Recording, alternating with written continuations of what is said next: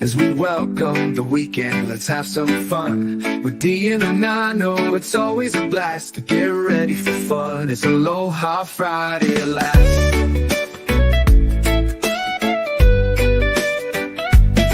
Aloha Friday, oh what a day. We're here to chill, let the good times play. D and Nano, they're our guide, bringing you the best on this Aloha Friday ride.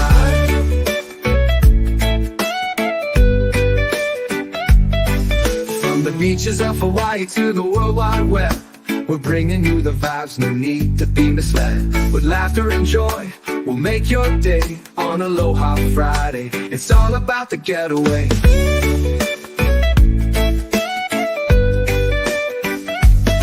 Aloha Friday, oh what a day. We're here to chill, let the good times play. The Nano, they're our guide, bringing you the best on this Aloha Friday ride.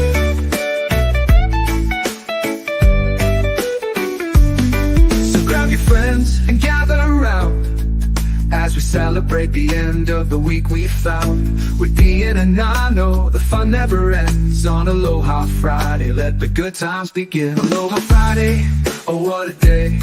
We're here to chill, let the good times play.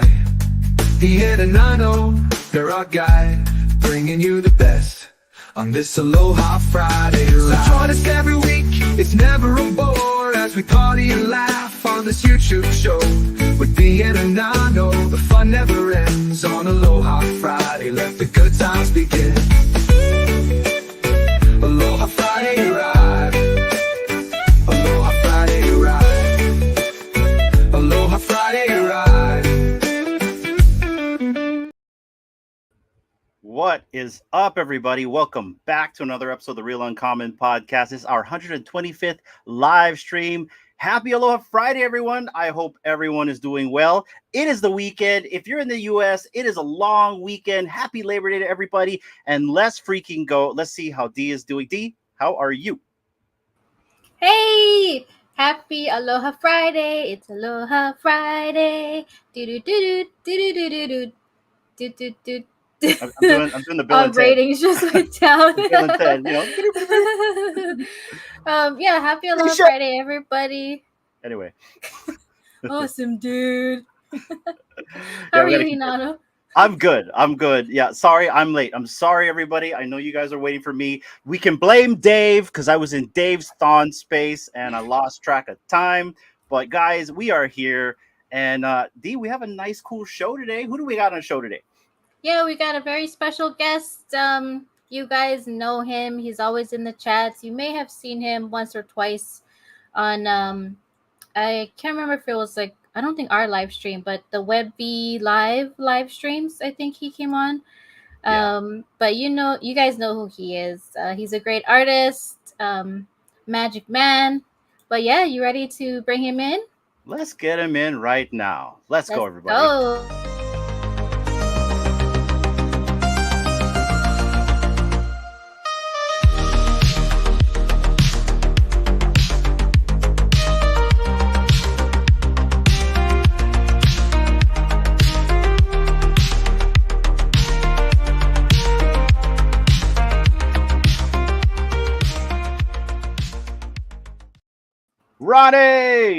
Ronnielighto. What's up, everybody? Hey, you guys all know me.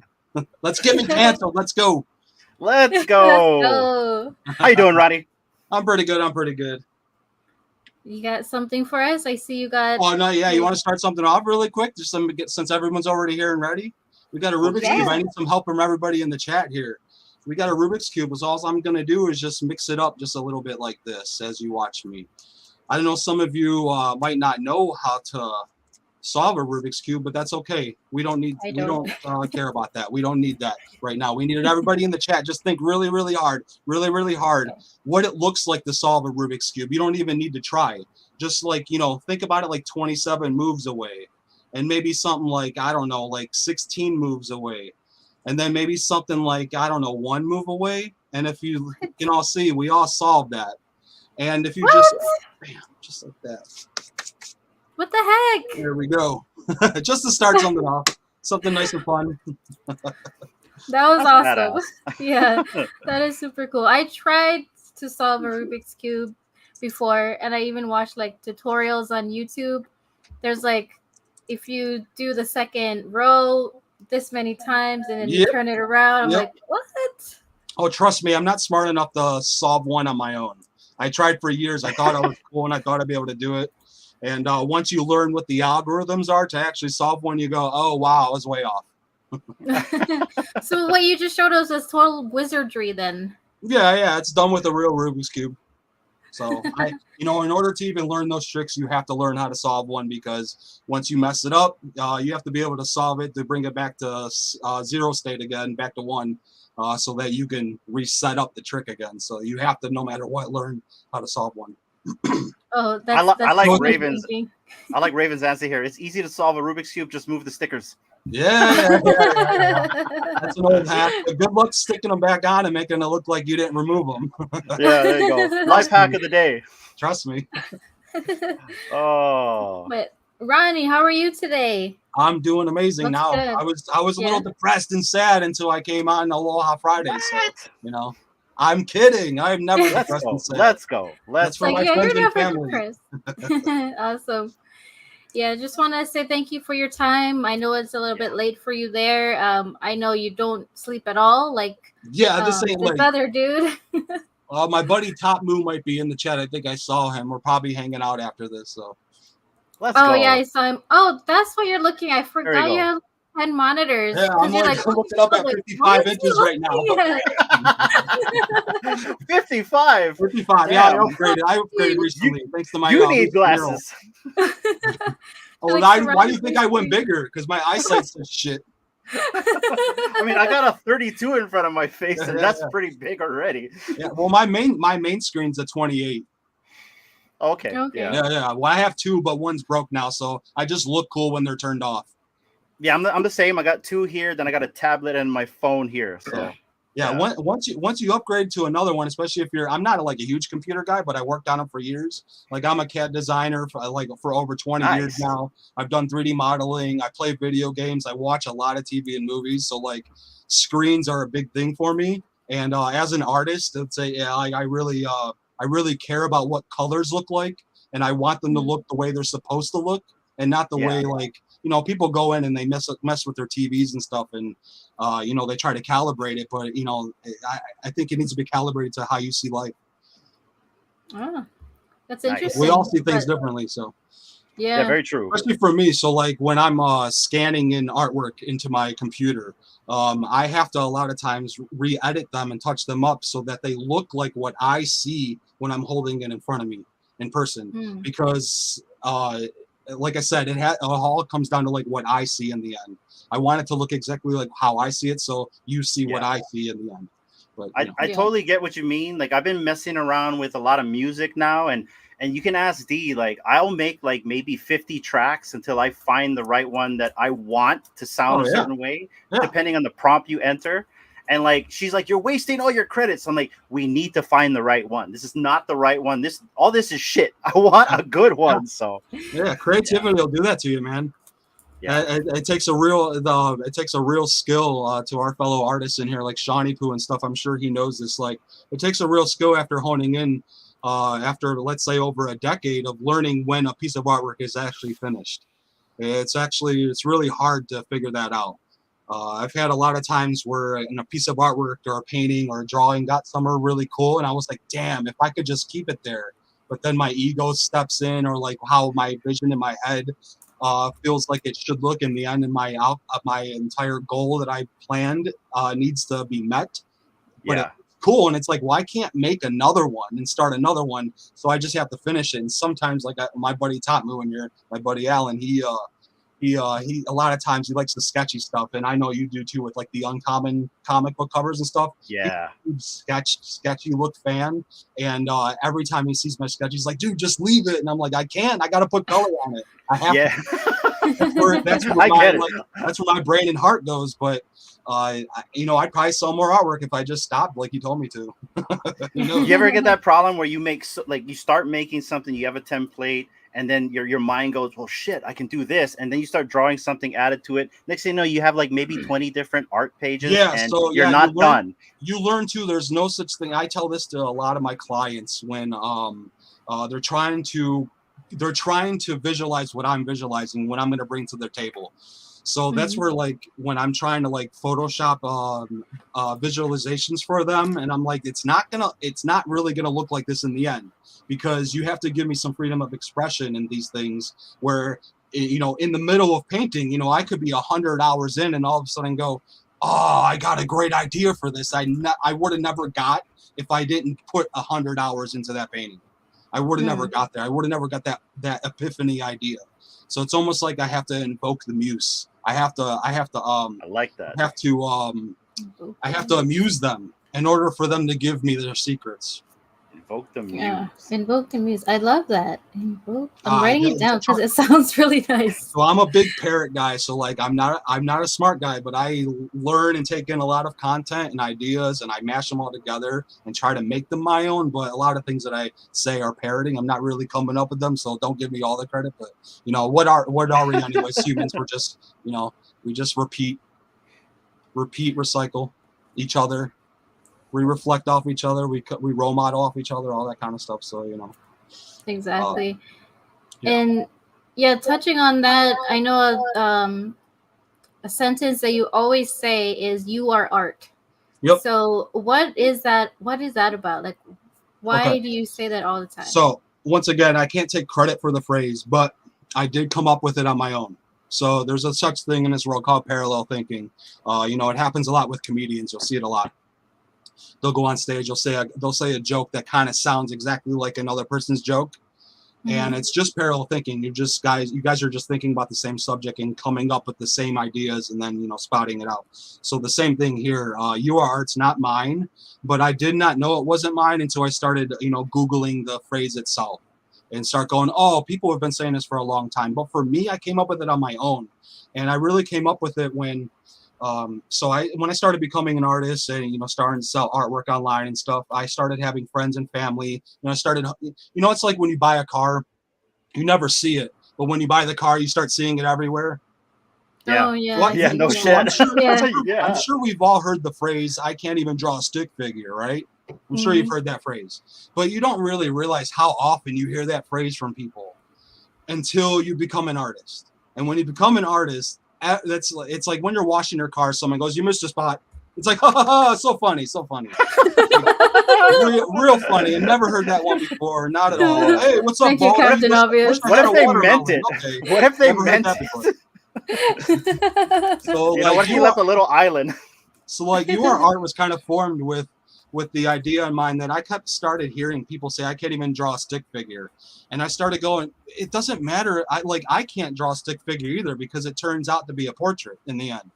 So like, I can't even draw a stick figure. I can't even leave a stick figure alone without, you know, adding little doohickeys and whatever on it.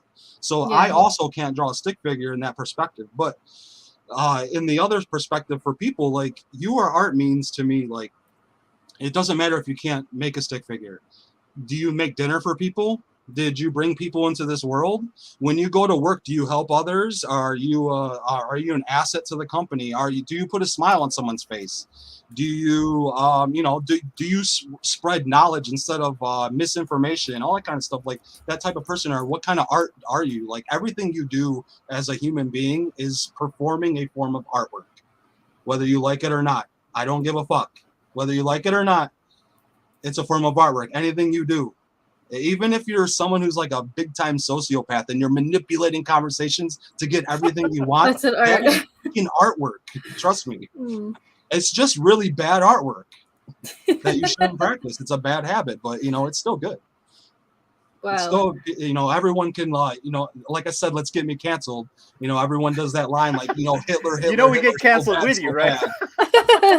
We're in this together. I'm joking. We're not going down to Hitler. We're going down together, baby. Let's go.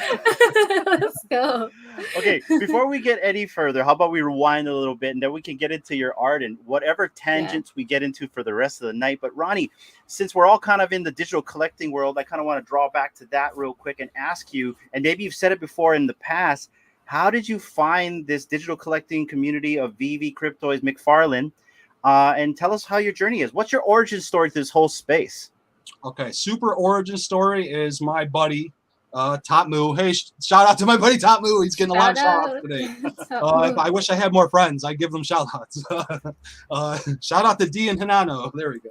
Let's go. Everybody.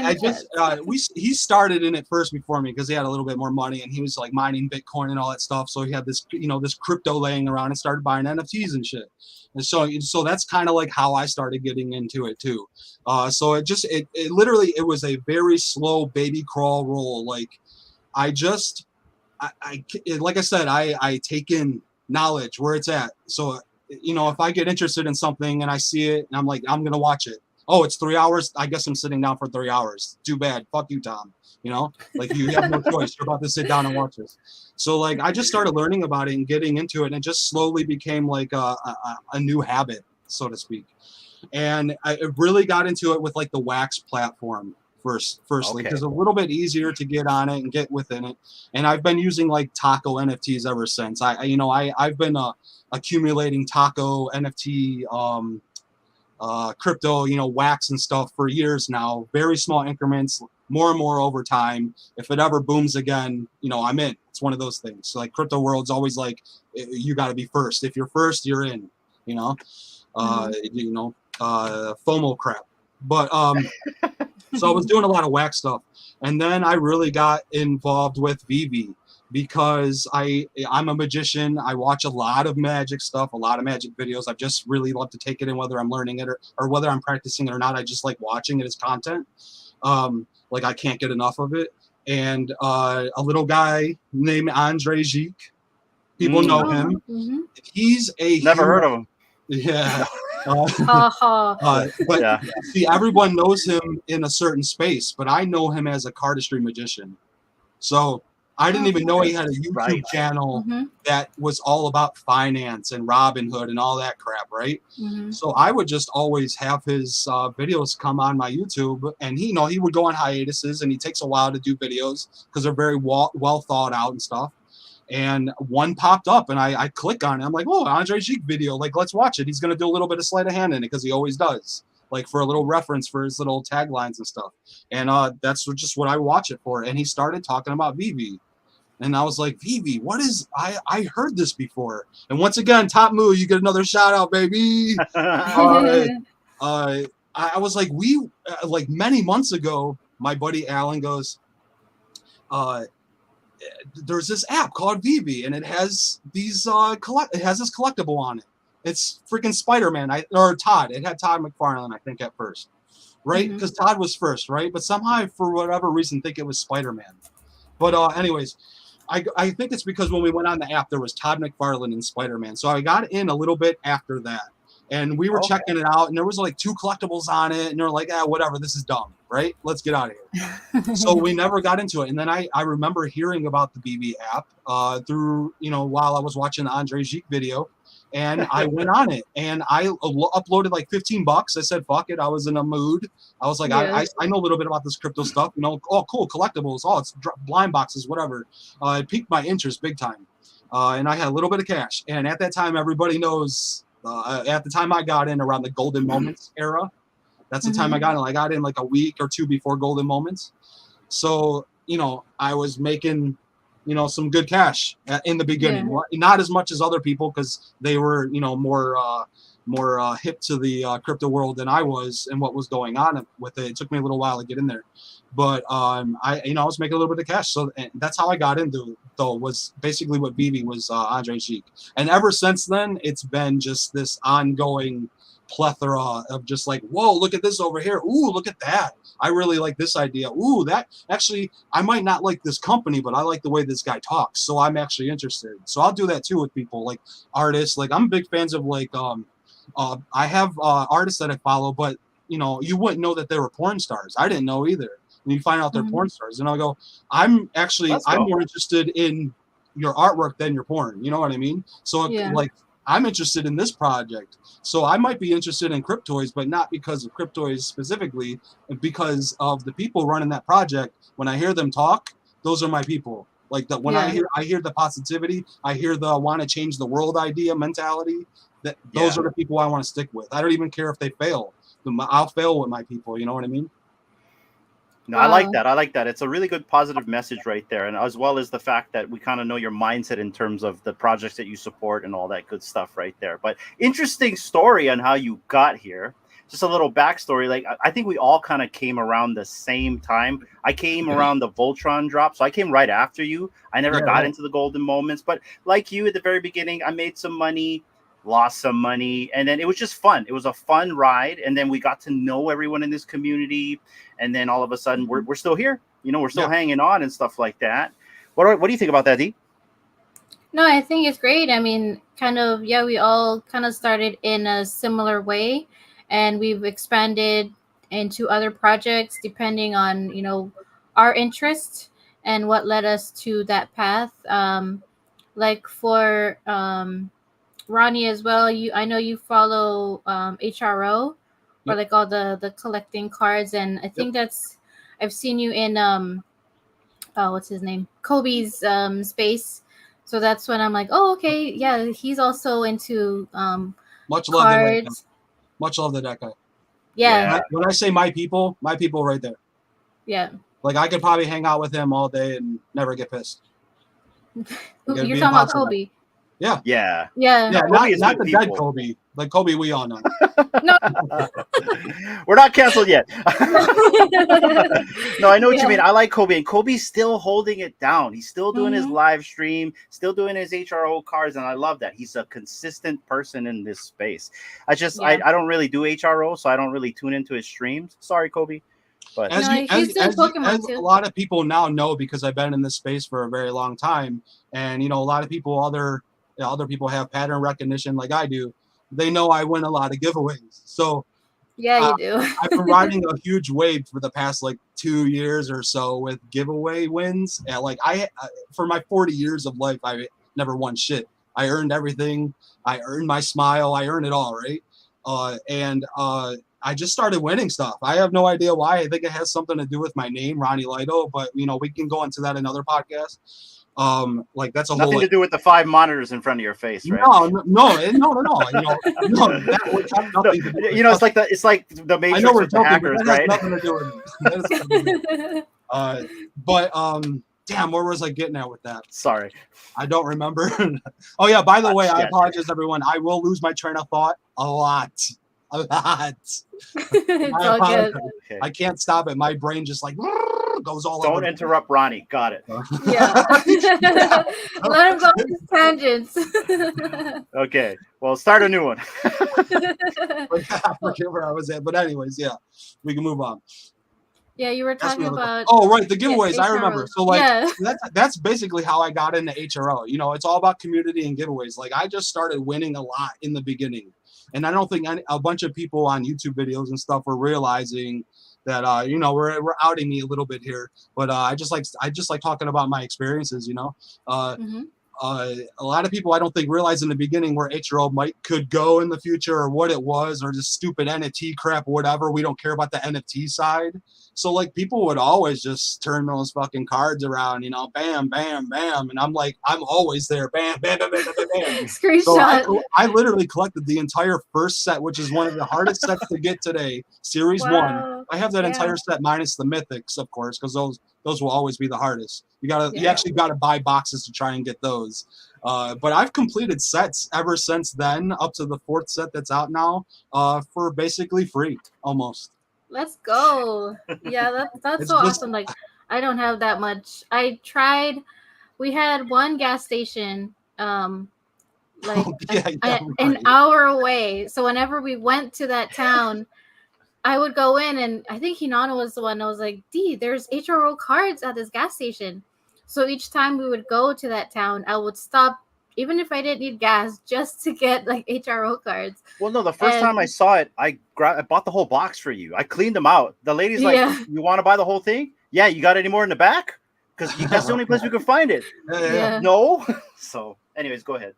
My favorite was when going to GameStops and I'd be like, hey, you have any HRO cards? And everyone that worked there, what? Who? What's DC? HRO? What cards? Yeah. Trading cards. We have these here. What the hell are you talking about? Mm-hmm. Yeah, and every time I'd have a story, I was like, yeah, I pulled a $200 card yesterday, sold it right away. I only paid $30 for the box. Like, and they're just like, yeah, whatever, whatever. We don't care about DC trading cards. I'm like, okay, Yeah. I'll be here first. I don't mind being here first. Yeah, I don't have that much luck as you, Ronnie. Yeah, when it comes to the luck and stuff, like with the VV, like the luck in the beginning, selling golden moments for some top dollar, and then using house money to fund where I'm at. I'm no whale or anything, but I don't actually strive to be either. I think that's like a high expectation for somebody who's got a lot more expendable cash than I do. But my, what's kept me here for the most part, I just want to get this off my shoulders like now, is like literally that community crap. I know this is like cliche and stupid and like hip and trendy to say, but like I really do feel it. Like I'm here to talk to you guys. I'm here to hang out with you guys. I'm here to like find out everyone else and their lives in the chat. Like I'm so interested in everybody here. And I think that's where we all like kind of like reflect off each other. Like we're the kind of same, like you do what you do. I do what I do. I'm in the magic, you're in the whatever. And like, but for some reason, this one idea, this one platform got all of us to show up and start hanging out. That's awesome to me. I don't know how you can like calculate that into mathematics, but I would love to see the formula that would, yield those results every time. I love that, Ronnie. I think that's really special. And I'm 100% with you on the community. That's the reason why both Dee and I continue to stay here.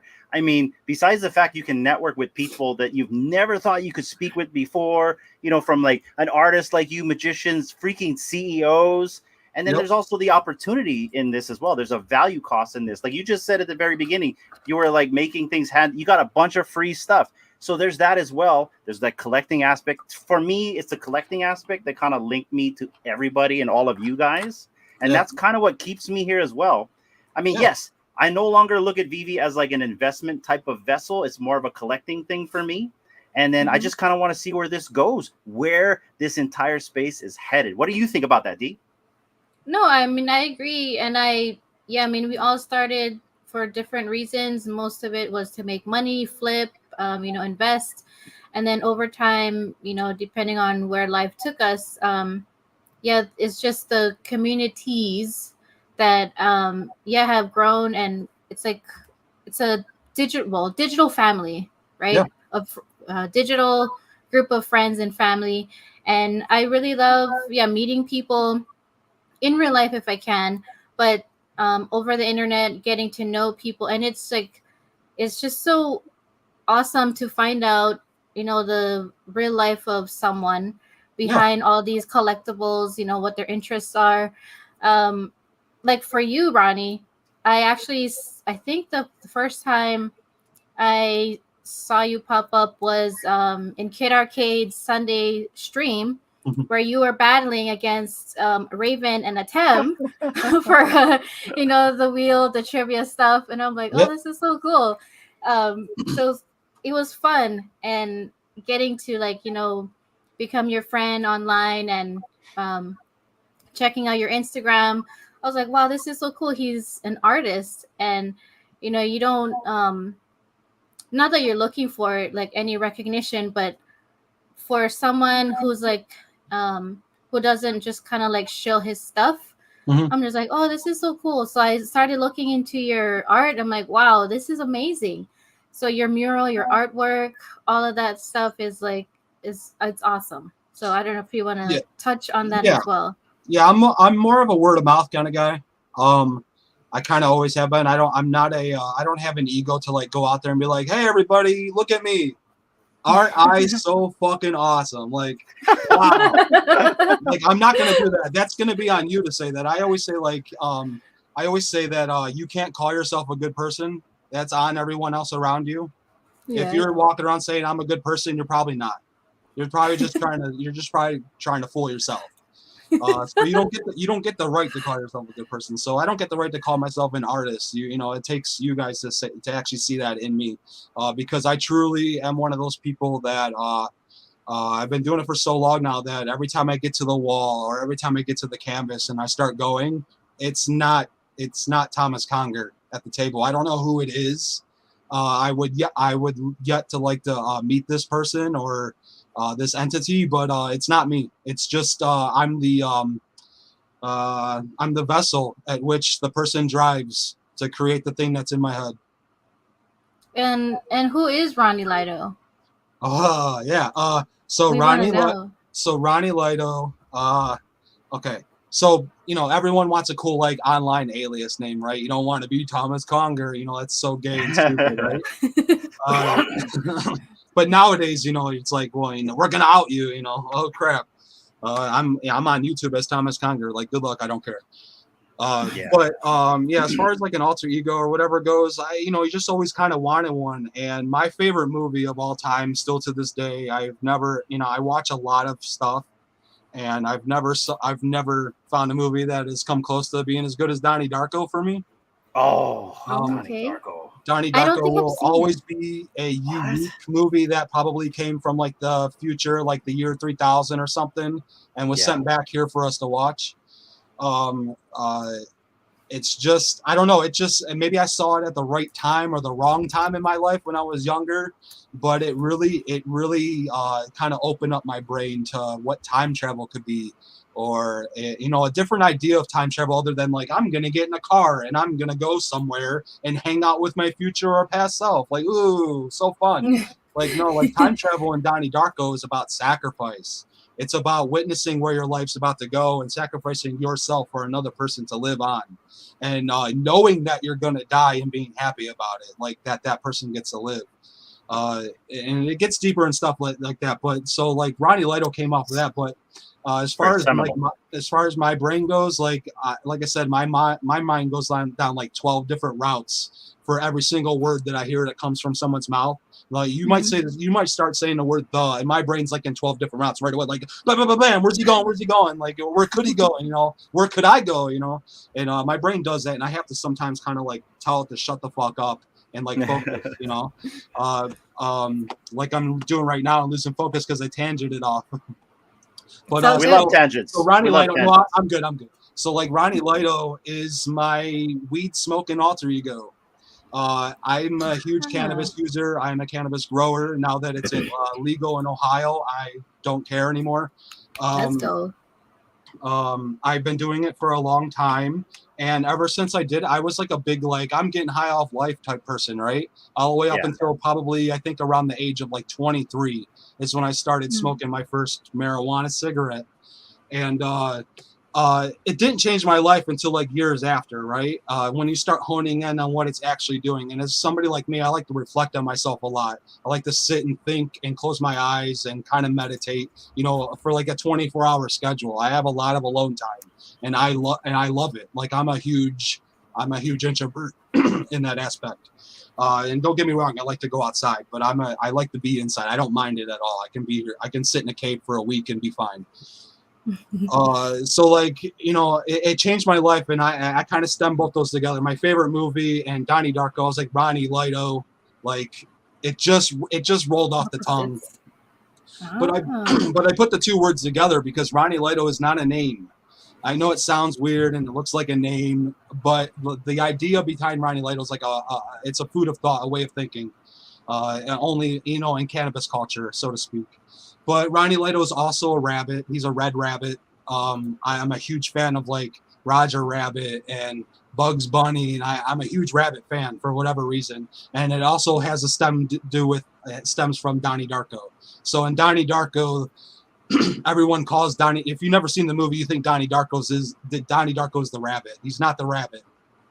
It's actually Frank, his friend from school, who ends up, if you got to watch the movie to like really get the meaning of like who Frank is and why he comes to him from the future to come to the past to give him superpowers to do things to change time so that he can go back and save someone's life unbeknownst to him. Yeah, whatever, right? You must have watched that movie a ton of times, brother. I've watched it a lot. I like to go back to it and like use my like older brain and go like, how do I think about it today? So like Ronnielighto is that, and as an artist, every artist, when you start out, you start diving down, pure art, organic art that's in the world. And you'll very quickly go down the rabbit hole of Fibonacci spirals and sequences, right? The golden ratio, that kind of stuff. And you'll instantly find that stuff. And you'll find out when you start doing some more research that Fibonacci, the way he discovered the sequence is by watching rabbits, rabbit procreation. And if Kid Arcade's in here, we can play it. We can cue the song "Rabbits." Rabbits. That's why I like that song. If you actually, I never actually got to come online and give my piece about that song. If you listen to those words are actually highly political and highly. If you relate to what they're relating different animals to people in society, you'll get an idea that the pigs are the police and the rabbits are the dumb people that keep procreating, like Idiocracy. They can't stop procreating. They just keep fucking and whatever, filling this planet up. Friggin' birthers. Birthers. I'm joking. I'm kidding. But yeah, that's where Ronnielighto stems from, basically. And it's just been growing. It's been an online alias for years, and now it's kind of growing into like everyone knowing in this community who Ronnielighto is. And now I'm like, fuck, like Ronnielighto's not an artist. Ronnielighto is some of the art that I do. So like I'm trying to kind of merge Thomas Conger with Ronnielighto, at least in the eyes of the people, so that people know that we're one and the same. Although I do a little bit of graffiti here and there, I write Lighto, and now that I just publicly outed myself, if you ever see Lighto anywhere, I don't go very far in the United States or anything, but it's me. So when we visit our friends in Ohio and I see Lighto, I'll be like, I know that guy. Yeah, He's famous. Yeah. Just don't tell him you know who I am. No, I won't. Because I do some sketchy shit in the neighborhood. So. That's not recorded. Don't worry. We'll edit it out. No, I don't mind. They need proof. Okay. Stamp it. They need visual proof that it was me. 37 minutes. No, I did not dump 22 gallons of paint on a footbridge. No, I did not do that. I did not want people walking on a real life rainbow bridge. No, I did not want people to do that. I never sunk a car into the Pacific Ocean, maybe. Yeah, right. No, you're my peoples. That's my peoples. Your peoples ain't lying. So, wait, let's get back to you right here. Let's talk about this mural that you keep talking about. I don't mind talking about myself. Let's go. Let's talk about this mural. Let's go right here. I got it right here. Yeah. Boom. Yeah, bring up some of my stuff. Yeah, okay. So what's the inspiration in this? You got you probably got hired to do this. Tell us a story about the mural. Yeah. So this was commissioned. This is mostly this type of artwork comes from other people's minds. So as a CAD designer for 20 years, and when I decided to even go into CAD design and drafting technologies, I was a kid who knew I had great pattern recognition and I had a great mind's eye. I had the ability, like I always tell people, I have the ability to, like, in my mind's eye, know exactly like what let's say that monument you got on the screen right there, I know what the back looks like, even though it's all symmetrical. That's kind of an easy one, but like I can visualize in my head very easily, very quickly, what the back of something might look like, or I can think about it in 3D, a two-dimensional object. Like I can literally create it in my mind's eye and kind of holographically project it in front of me, in a sense. So like when people are like, how do you draw that stuff? It's because I can literally put it on the wall in front of me in my mind's eye and just trace it. That's awesome. But as far as inspiration for this came down to like 3 or 4 meetings with city people, architects, architect review boards, to sit down and make sure that the stuff that I was about to put on this wall wasn't anything like highly political or all that kind of gender crap or whatever. Yeah. So it was actually hard for me to sell the idea to put the angel of death on there. So that Hazarat angel there, that the person's name is Hazarat here in Ohio that died, but there's a monument. So this company, they build these types of monuments in cemeteries for people. And they're very extravagant, high end, lots of money, that kind of stuff. Like that tower, I don't remember the name now. It's been a while now. But that tall tower there, it's almost about full scale. Oh. So in the cemetery, you know, these things are huge that they build, you know. But so I had to involve a little bit of them in the mural since it was going on their building. But I also had to involve South Euclid, you know, the history of South Euclid in there, and that's why you have like Notre Dame College back there. Although at the time that we pitched this and put it in there, Notre Dame College eventually, you know, got shut down. But so it's no more a college here. But so something like this just comes from sitting in meetings and having people describe what they'd like to see on it, and then I'd go home and I come up with something like this. So how do you paint that? Like Big A makes a good point right here. Like you're literally looking at, so say you're standing by the window, how do you paint it? How do you envision it? Like what is the process of actually making this reality? So you know, Photoshop helps with, you know, putting images together and stuff. But as far as scaling stuff and getting everything up there, that's where my CAD design background comes in. That's how my brain works. Okay. I can see scale. I can't explain it. If you go, what's 6 inches? I'll show you 6 inches. You know, and I know that's a, you know, no pun intended. Amazing. I'll show you 6 inches. But I can, you know, I can look at an object and come pretty accurate, you know, without a ruler, tell you exact measurements of it. I just have that ability. I used to play tricks with myself all the time in like AutoCAD. And I would just draw a line, and it would be like, I need a 15-foot and 3/4 line. I would draw the line, and it would be like 15 foot and 5/8, you know, and an eighth of an inch off. I could just do that, but I can also see that. So, how do I explain it even more? You're explaining me to my process, which is weird because it's like, it's a flow state. It's a I see. Every time I show up to a wall or start a piece, it's literally the first time I've done this, so I don't know how to do it. Literally, I believe in putting yourself in a Shark Tank. Like if you in your gut go, you know what, I can do that.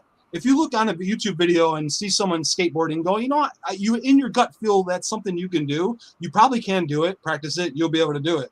That's how art is for me. I've heard people tell me kind of like that they hate when I say this, but why did I get into artwork 12 years ago? It's because it's the easiest thing for me to do.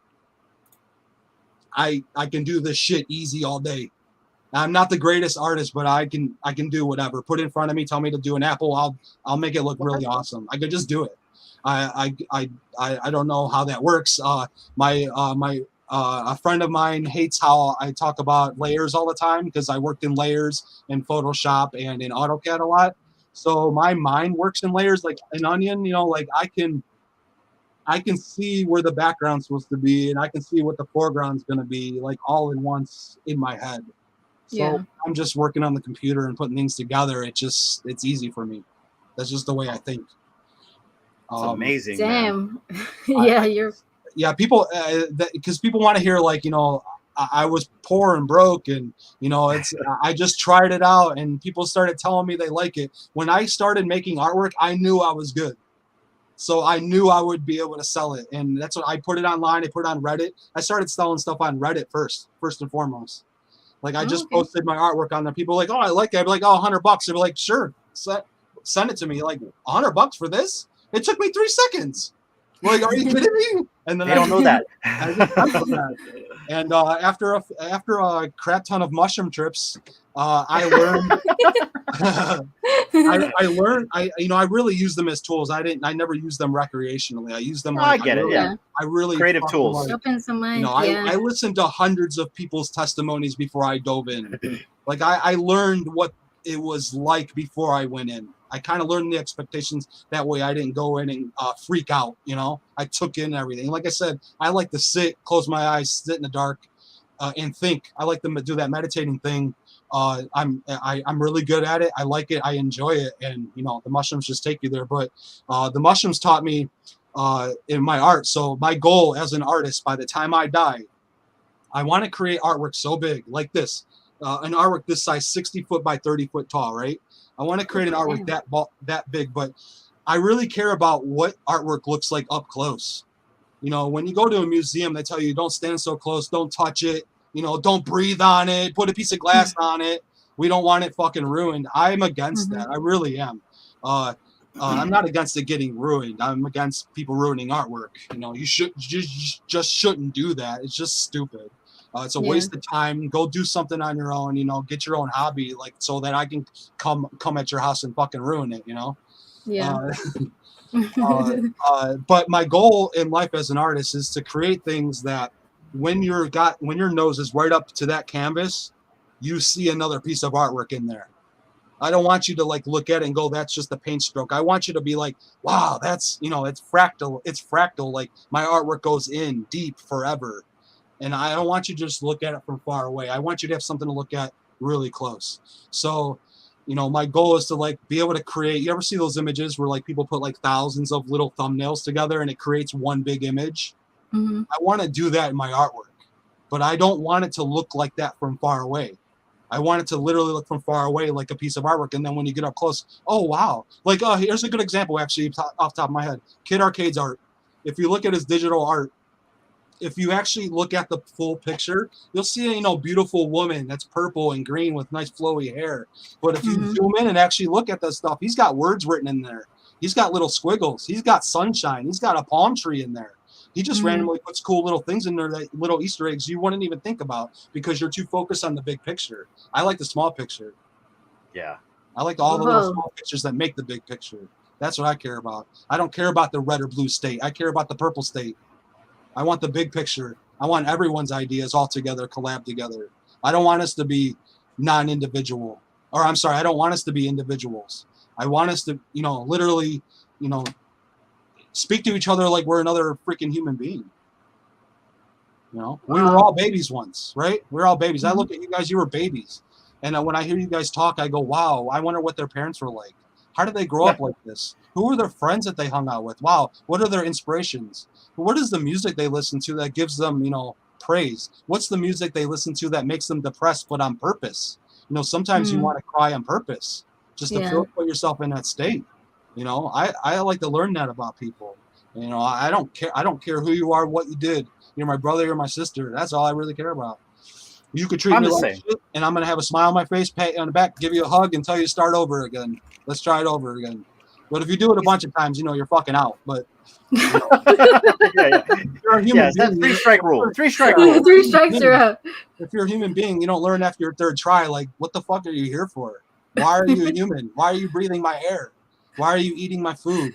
Why are you making everything cost so much? Get out of here. Oh man, that's sorry deep. I ranted. No, No, you're good, it's- man. No, I know I'm good. I'm good. I got We're getting to know you. We're getting to know you. Yeah, over this there. is And awesome. I'm in the same context with you. Like I sometimes ponder. I'm like, I wonder what this guy likes. What kind of movie this guy likes. What kind of person this person likes to be. You know, what do they like to eat? You know, what's their favorite thing like during Christmas? You know what I mean? Like all that kind of stuff. So yeah. What makes people tick? Yeah. I really care. I learned from Louis C.K. He said this one line. I think it was in one of his bits. Might have been in a show or something. I don't remember. Maybe an interview. But he's like, why? Like, I'm going to chop it up. But it's along the lines of like, every person you meet has something that they know that you never heard or knew about.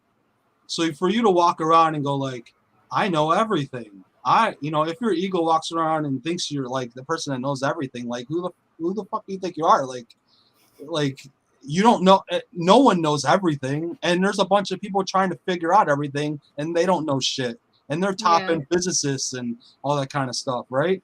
So like I learned from him. He says, you know, if you meet even who cares if the guy's a garbage man? You're judging him by his book. Oh, he's a garbage man. He must be a piece of shit loser. He must be dumb. He must not know anything. He must not have a family or something. You know, you instantly like judge people by that Labels, cover, right? Yeah. You give them that label, which is, you know, that's human to do. You know, when we were tribal, you had to be like, oh, that's not part of my tribe. What, you know, red flag. What are you doing here? Who are you? I never seen you before. Oh, we get that in the Twitter tribal, feed right? every day, man. It's like that every day in the Twitter feed. But nowadays, you know, with 330 million people in one spot, you got to turn that off. There's no more tribe. This is a big tribe now. There's no little tribes. This is a big tribe now. Quit individualizing yourself and putting yourself in this little team. I'm Team Ohio only. No, I'm Team Human. I'm Team Planet.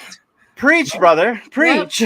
Well, Okay, we I all just sound like Joe Rogan now, but you know, I apologize, but you know, that's with him all the time. But you know, I learned it from that. I learned it from him. You know, team human, dude. I don't. Oh man, I everything. I wake up every day and someone goes, "What's today? What day is today?" And I just say it's today. I don't. It doesn't matter. I don't care about the date, the time, the hour. It's today. I'm smiling. I'm happy. You know, I can might breathe. be wired that way. I might be luckily to be wired that way, but I really think it took a lot of years for me to get here, though. Like a lot of conscious thought gets you here. You don't just show up and go, I'm Mr. Positive and I silver line everything. And, Yeah. you know, I take the good with the bad and the bad with the good. You know, I can look at everything, you know, from all perspectives and not just one side. And it takes a while to get there because I'm still working on that. You know, I still have sides. I still judge, you know? Yeah, it's only human. And he's right. You know, we're the same way. I'm the same way. I'm not the person I was, say, 10 years ago. Yeah. I feel like I've progressed in life. I've grown up. At least I think I've grown up. But yeah, you're 100% right. You know, people will look at D&I like, oh, they're so positive. And we are. You know, we are positive. But at one time, we were degenerates. You know, we labeled people. You know what I mean? We were shitheads. Yep. And then over time, you learn not to be so much of a shithead. Yeah. You know? Well, it gets old. You start learning that's not how you have to navigate the world. And like I said, I'm lucky. Like I didn't grow up in the best neighborhoods, right? I still live in a shitty neighborhood in a sense. You know, they're gentrifying and all that crap. You know, it's coming up, blah blah blah. Same here. But man, lost my train of thought. There it goes. There it goes. Shut up. Last thing you said was gentrification in Ohio. Yeah. I'm lost. I lost. That's okay. That's okay. Let's pivot. Okay, Yeah, so we talked about your art. Let's talk about why they call you the Magic Man and how you got into magic. How you became a magician. You got another hour? Yeah, we got another hour. I know. I'm gonna start going down Shawnee Pooh's story hour, man. Do it, man.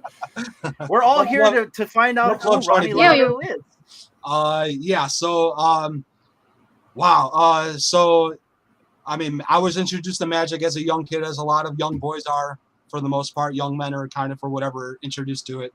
You have a deck of cards, or you have an uncle or a grandpa that shows you a stupid trick, and you're like, wow, that was cool. How'd you do that? And you're like, oh, you go to the library and you go, oh, wow, they have magic books. Wow, cool. Let me read. Oh, wow, that's how you do it. And then the rabbit hole just opens up there if you never stop. Like, so I've been doing magic for a long time. I did it throughout high school. I was a bagger at Tops for 2 years, I think it was. I did magic every day there as a bagger. Kids would come through. I would pull boogers out of their nose with sponge balls and magic tricks, coins, all that kind of stuff. And I just love it. I love. I don't even love performing it as much as I love learning it. I love it's another art form that gets kind of pushed under the rug and under the table all the time.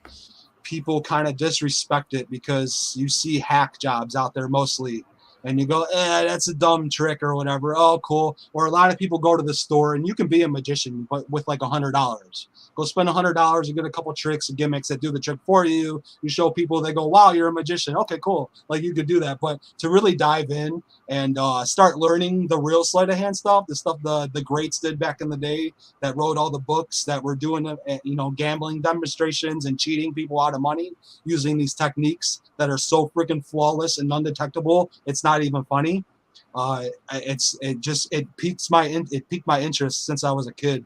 And all throughout high school when I was performing it, I just really loved it. You know, you end up getting a girlfriend or whatever, and you end up getting a job, and that takes over, right? Well, then a little guy, sorry, Shimlin, a little Asian guy comes on a TV show called Penn and Teller Fool Us, which I've been watching since the beginning. And he comes on and he blows everyone's minds with these sleight of hand routines. I mean, he did some next level stuff that was kind of like, he was doing stuff that nobody's seen that was from the books of written hundreds of years ago. He was doing stuff that was so flawlessly done, the greats could never do it. But he was just in the magic like 2 or 3 years, and I can send people down a rabbit hole of like his magic one day, like with some YouTube videos, to really like, it's kind of hard to like describe in the words because it's so visual. He doesn't use words. He uses all visual and music. a lot of the time. But he came on the show and he blew my mind. I was like, wait, that's magic too? I never seen anything like that. And then, you know, as a, I'd say a 20s, when did I get back into it? Maybe 30-ish, maybe 32 years old, I got back into it again. And it was because of him. I just started, you know, YouTube's alive now, so you got YouTube tutorials up the wazoo. You could just type in and start going down, finding your favorite magicians. I really like him. Let me learn from him, you know, learn how he does his tricks. And everyone does the same thing different. Everyone does the same sleight of hand moves differently, and they're always trying to hone in on it, make it better. It's never perfect. And that's what really piques my interest with magic is the never-ending cycle of it and how hard of an art form it is. It's harder than playing an instrument, so to speak. Like you can learn an instrument in the keys and, you know, on a piano and just start playing and make some cool sounds or whatever. You can make music, but sleight of hand takes I've been doing it for so long and I'm nowhere near as good as I need to be. The people that do it every day, 10 hours a day, they're nowhere near as good as they want to be. Or as good as they can be. It takes forever to get good. It takes your entire lifetime to get good. It's an art form that never ends. And that's what I love about it. And people are constantly evolving it and bringing out new tricks. And that evolves the space and it makes it better. And, you know, new technologies come out and you got screens now. People do magic with their phones and it just keeps building and getting better and more popular. And that's what drives me to be in it. That's good. Swampy has a request. Trick. All right, hold on. I'm gonna put you on solo. Hold on. Here you go, Swampy. Swampy said that. Yeah. Like I said, it's very humid here, so I apologize, but we're gonna try and do something here. Shit. Okay, we got a deck of cards here. Hinano. I need you to I'm going to do a little demonstration here of how quick and how easy I can control a card. I do tell you that this is an entirely normal deck of cards. You know, all the cards are different. There's nothing special. It's a bicycle deck. You can pick this up anywhere. And if you were here, I could prove that to you, blah, blah, blah. But I'm going to show you a little demonstration. I just need you to, as I dribble down, I need you to tell me when to stop. Okay. Stop. Right there. Yeah. Remember that card? Now I can see it. I know, and I've seen this trick before, so it doesn't matter. But the 4 of hearts right there, I can easily control a card wherever I want. Now, right now in your head, you think it's in the middle, but I can show you right now it's on the top. So I've already brought it from the middle to the top. That's how easy this is for me, right? But let's do it again. I'm going to show you. I'm going to give you a little bit of magic eye here, right? I'm going to show you what it's like to be a magician once you get really good at it. You can actually see the cards are all different here. Or I'm sorry, all the same. We're going to take your card, the 4 of hearts, and we're going to go ahead and lose it in the middle of the deck. Okay. Just like that. We're going to wind up the deck. 1, 2, 3, 4 for the 4 of hearts. Done. You'll see. Now, I'm going to give you the powers of a magician so that you can see the card it'll just stand out to you. It'll be like being me. So as I go through the cards, I know exactly where your card's located at. It'll stand out to me. One card and one card only will stand out. As you see, this one's red. Now, if you remember the card that we chose, do you remember what it was? The 4 of hearts? The 4 of hearts, right? The 4 of hearts. So I'm going to show you again. We're going to do it again. I'm going to give you the powers, only you're going to do it this time. Hold on. I got to talk. I'm going to riffle down. I need you to tell me when to stop again. Stop. Right there. Remember that card? Okay. Okay. Okay. I need you to oh, shit. I'm going out of frame. I apologize. All good. One card and one card only will show up. You'll be able to see it.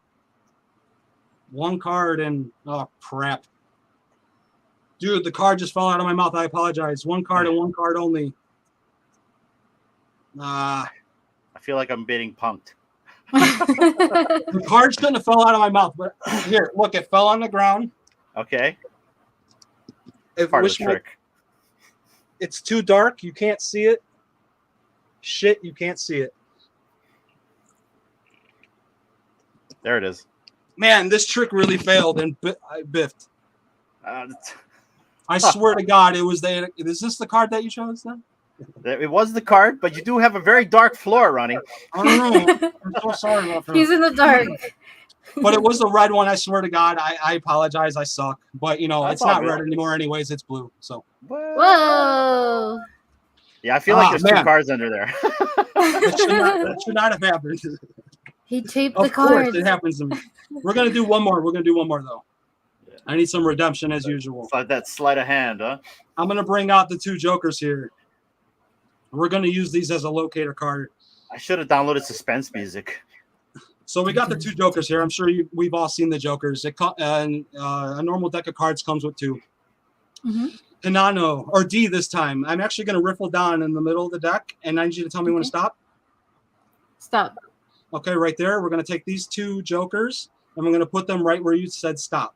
So as you can see, the jokers are now in the middle of the deck, right here. Man, I keep going out of frame. In the middle. So you're gonna think of a card. Think of a card right now, really quick. Bam! First card that comes to your mind, and don't tell me it. Oh, okay. But these 2 jokers are gonna find that card. As you see, the 2 jokers are still in the center. The 2 jokers are gonna find the card. I need you to name the card right now. Right now, 3 of clubs. The 3 of clubs. As you can see, with the snap of my fingers, the 3 of clubs is now sandwiched in between the jokers. The jokers now are not in the middle, but there's a joker on top and there's a joker on the bottom. And all the cards right here in the middle, including your, what card did you say? 3 of clubs. The 3 of clubs is in the middle between the jokers. Impressive, right? As soon as we find it. There it is, the 3 of freaking clubs all the way at the freaking top. So you saw it. I know, not impressed, right? Because you were thinking that the jokers were actually gonna sandwich the 3 of clubs in the middle of them. Mm-hmm. Let me just put these together really quick. Snap my fingers, 1, 2, 3. And if you look, the jokers now are not on the top or the bottom, but they did go to the center of the deck, hopefully, and sandwich a card in between them. And Oh, what is this wizardry Whoa. shit? Oh my goodness. That's cool. Nice. And just really quick, you can the 3 of clubs, you could just take it and kind of just wipe it away. What? It's like toilet paper. Man, I really hate that first one kind of looked like shit because the card dropped, but whatever. Nah, man, cool, that's though. awesome, That's cool. dude. I got to beat myself up, right? I'm the only person that's allowed to. Well, the one that you did with the fishing hooks, oh man, that was so crazy. I was Yeah, like, I gotta do that one for you guys in person one day. oh, So man. you can really feel the pressure, of yanking that hook out of my mouth. I know that was intense when you did. I'm like, holy shit. that was cool. Hey, Swampy, shush. Oh. Shush. Finish up the card box you made. You made No, a card box? No, he's gonna give away a secret. Shush. Oh, Wow. something in the making, eh? I did not. Okay. I did not plan for that. Oh. Well, now we gotta know. No, Yeah, tell us. I have to fix it. Okay. Oh, okay. Under construction. Gotcha. Yeah. To Let's be go. announced. Whoops, sorry. No, Well, Dee, I've been talking way too much. Comment. I wanted to segue any way I could. No, that was cool. I mean, we learned a lot about you in this whole hour. Yeah. That's been so cool. Like I love how it was kind of all over the place, but Yeah. it was like, That's me. about you. Yeah. I mean, I love how it flowed, and we got to learn about your art, the ideas behind your artwork, how you got started, the projects that you're in, as well as your magician ways. So that's pretty cool. I don't know if I've said it, but like I've only seen like one real magic trick in my life that I actually believed, which was this guy in college. Him and his buddy were like doing like street magic or whatever it's called. Yeah. And so he told me, okay, go get a can of soda from the vending machine. So I did. So I have the physical can of soda that was not open. Yeah. He took a quarter and he like smashed it. Yeah. And so then he said, okay, open the tab and pour all the liquid out. So I did. and the quarter was in there. Yeah. In the can. Yeah. I'm like, how the fuck did Good that trick, huh? happen? That's a good trick, huh? Yeah, I was like, what? Yeah. That's like the only real magic that I can say I've seen. The one thing, as a person who's, I don't even ever consider myself anymore as a magician. I'm a sleight of hand enthusiast. Because I don't want to perform for money or anything like that. And I'm not even, like I said before, I'm not a big fan of performing. I just really like learning the stuff. I'm just really into like the know-how of it all. When I watch the mechanics of something happening from behind the magician's point of view on these like YouTube tutorials, that stuff gets my jollies off. Like it's like someone playing the piano or sculpting something, or the finesse of a paintbrush. That's the same thing when I see the cards slide from the middle to the bottom in a split second with their fingers, because they've practiced it for thousands of hours. They get those finger movements, and it's all about muscle control, hand control. A lot of people, we don't have muscles in our hands, but magicians do, because we use our hand. A lot of magicians that practice for years, you'll see they'll have fat fingers. It's because you're doing this all day with their decks of cards and springing them and springing them and springing them. You just do it for hours all day like a fidget spinner, Yeah. So carpal when you're 50 then, huh? Yeah. Well, that speaking of like Shin Lim, he grew up a pianist and then got into magic. And so he was doing like 8 hours a day piano, and then coming home and doing like 6 to 8 hours a day of sleight of hand practice. And he developed carpal tunnel. So his doctor told him, you have to give up, one. You can't do both. Oh. So he gave up piano and went down the magic route. Oh, wow. Yeah, I think it's just amazing, because that's like another form of art, is being able to do that. And it also, like, with the audience, it's like in our minds, we think we know what's going to happen, but it's not. Most of the time, that's the best part about magic is the spectator literally never knows the route a magician's going to go. So even if you mess up, the spectator doesn't know. They don't know you messed up, so don't call it out like I did earlier. But but yeah, I don't know. It's just, that's why I just love it. It's just one of the coolest things, hardest things to do, and it doesn't get enough credit, and it should. And most of the time, it's just because somebody saw a bad magician. Just like you can look at a bunch of bad art and go, art sucks, until you see a piece and you go, how the fuck did somebody paint this? How is it even possible? It looks like a photograph. How is this possible? Like that, when you start going down those routes, you go, oh wow, like art doesn't suck. Art's pretty amazing. I completely agree. Yep. Mm-hmm. Yeah. And I do everything. So like that mural right there, that's the 8th mural, large scale mural I've done. My favorite one's 45-foot tall rock climbing wall here in Amherst, Ohio. I painted that, and that was 2 murals in one. So during the day it looks like one thing, and then when they put the black lights on it, it glows under black light. Interesting. Wow. They have like black light climbing nights. Oh wow. But yeah, I do portraits. I've done abstracts. I've touched in a little bit of surrealism here and there. But I really do believe, like, I call myself a freestyle artist. I don't have a style. I never want to hone in on any one style, because I feel like that's put me in a box. I give credit to all the artists that I follow and love, that I role model off of, that have, like, you can look at like a Scotty Young, so to speak, right? Because that's a popular name. Everyone here knows. I can bring that one up. He's really honed in on his style, his pen marks, his pencil marks, the way he draws figures, all that kind of stuff. He's honed in on that, and much credit to him. I love it. But I would love to see an abstract painting from him. I'm just curious what he could do with an abstract painting. Like, take yourself out of that sketch, and I want to see what else you could do. And that's what I do. I'm a problem solver at heart too. So like, that's where the CAD design stuff comes in. It's always problem solving. A little shout out to LeBron James. Back in the day here in Ohio, I designed his driveway gates and his rails in his house. So I designed them all in AutoCAD. They fit like a glove, perfect. They didn't have to bring anything back. So all the measurements taken and all the CAD work done to build spiral staircases and curved staircases and make it all fit like perfect. Your man right here did that. And, I even got a fat bonus for that from work, for how good I saved thousands of man hours on that job. That's awesome. But so I'm a problem solver. You know, someone can come to me with some kind of problem. And if it's within my standards and abilities to solve it, I'll help you. Like my brain wants to help solve the problem for you. You know, if it's like mental stuff or whatever, that's on you. You know, figure it out. I can give you some guiding tools or whatever, but you know, you got to solve that out for yourself. Like I can't give you the equation for that. Nobody really knows it anyways. But yeah, so like, you know, I just someone's like, I need a problem solved. I lost my pet. Can I get a portrait? Problem solved. Your man here can do it. You know what I mean? Like, and I will make it look real. I'll make it look like you could pet your dog off the page. You know, but let's keep it at animals though. I don't want to do people. I'm not a fan of bug.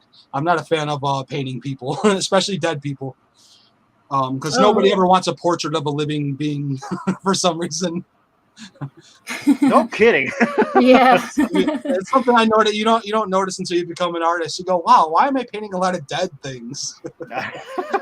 Yeah, I guess so, right? Well, I think it's more for like to remember them by, because they're no longer here.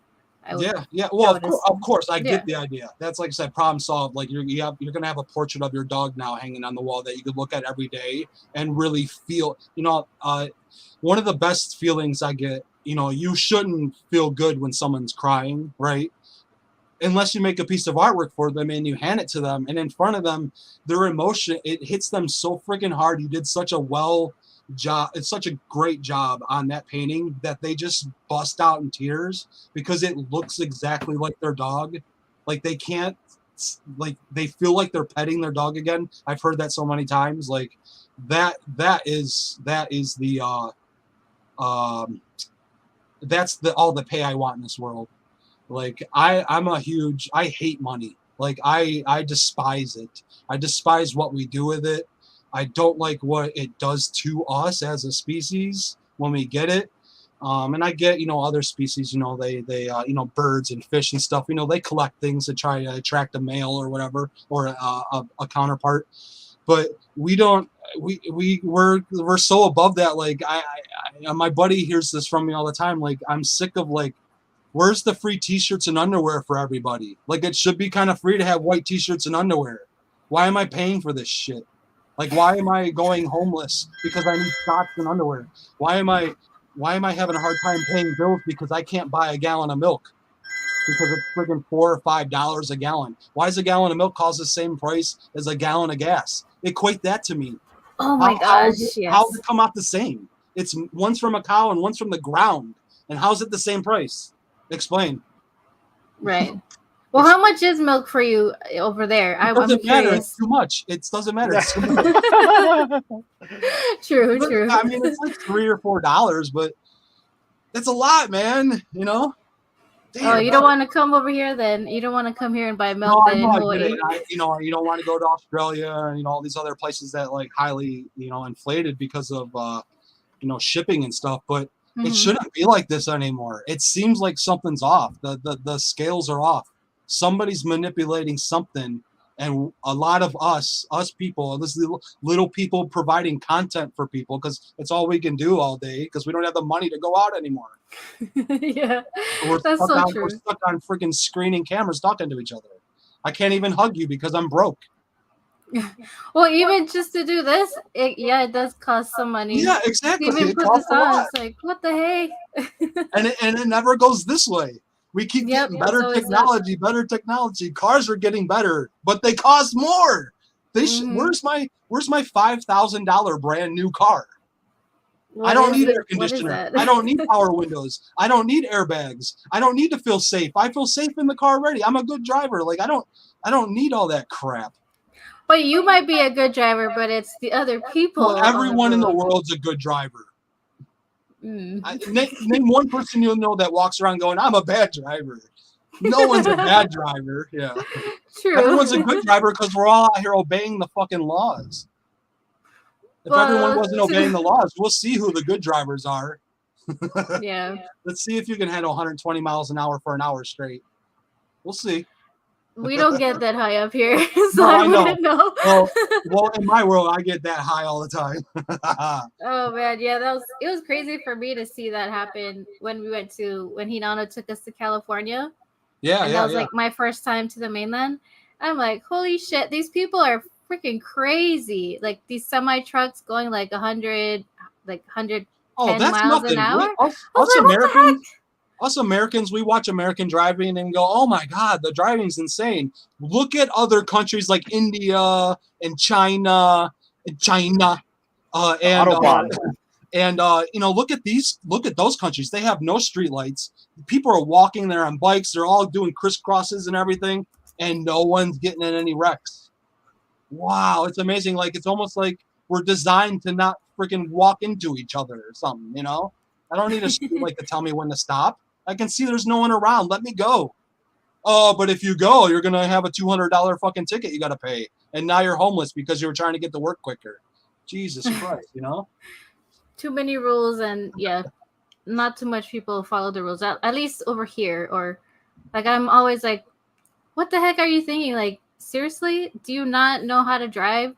But people, right? Humans, they'll just be when it comes to driving, I love driving so much, but like. You literally, I learned this many years ago. You got to go Zen when you're driving because we're activating the lizard part of the brain, the amygdala, right, the deep part. And when you activate that, the reason why it's being activated is because you're in a high pressure situation where you might die. You're doing 60 miles an hour. The human brain doesn't even know what 60 miles an hour is. We're not designed for it. We're barely designed to ride horseback. We walk on our own feet and we could run like 20 miles an hour or something. Like we're not even that fast. Our brain doesn't even know what to do at 60 plus miles an hour. So to put ourselves into that predicament, and then now you have thousands of people around you all doing the same thing, individually thinking and coming close, and no one's using their turn signal. We're all on high alert. You got to go Zen because you got to give everybody benefit of doubt that they're like all just trying to live their best life and do their best that they can. Like. And I always say, if you didn't die, nothing fucking happened. Like, chill the fuck out. I like that. Yeah, it's just hard to do when you're at that moment. But I get it. You're such high alert, but you gotta. Like I said, it takes years of practice to get there. It's like a jujitsu thing. You gotta learn how to be calm in a high adrenaline situation. I'm getting better at it. Well, that's where the male comes in. We're kind of designed for that. We're kind of designed for battle. So life or death situation, but we gotta be calm. We gotta be alert the best that we can. Yeah. Well, Ronnie, we're coming up to a little over an hour. Okay. Yeah. And we do have some giveaways probably soon, but I do as well. Just what? You have I a giveaway? I forgot. I'm kind of working off the back of Kid Arcade, but it's a really big giveaway for someone in the chat. They're gonna really like it.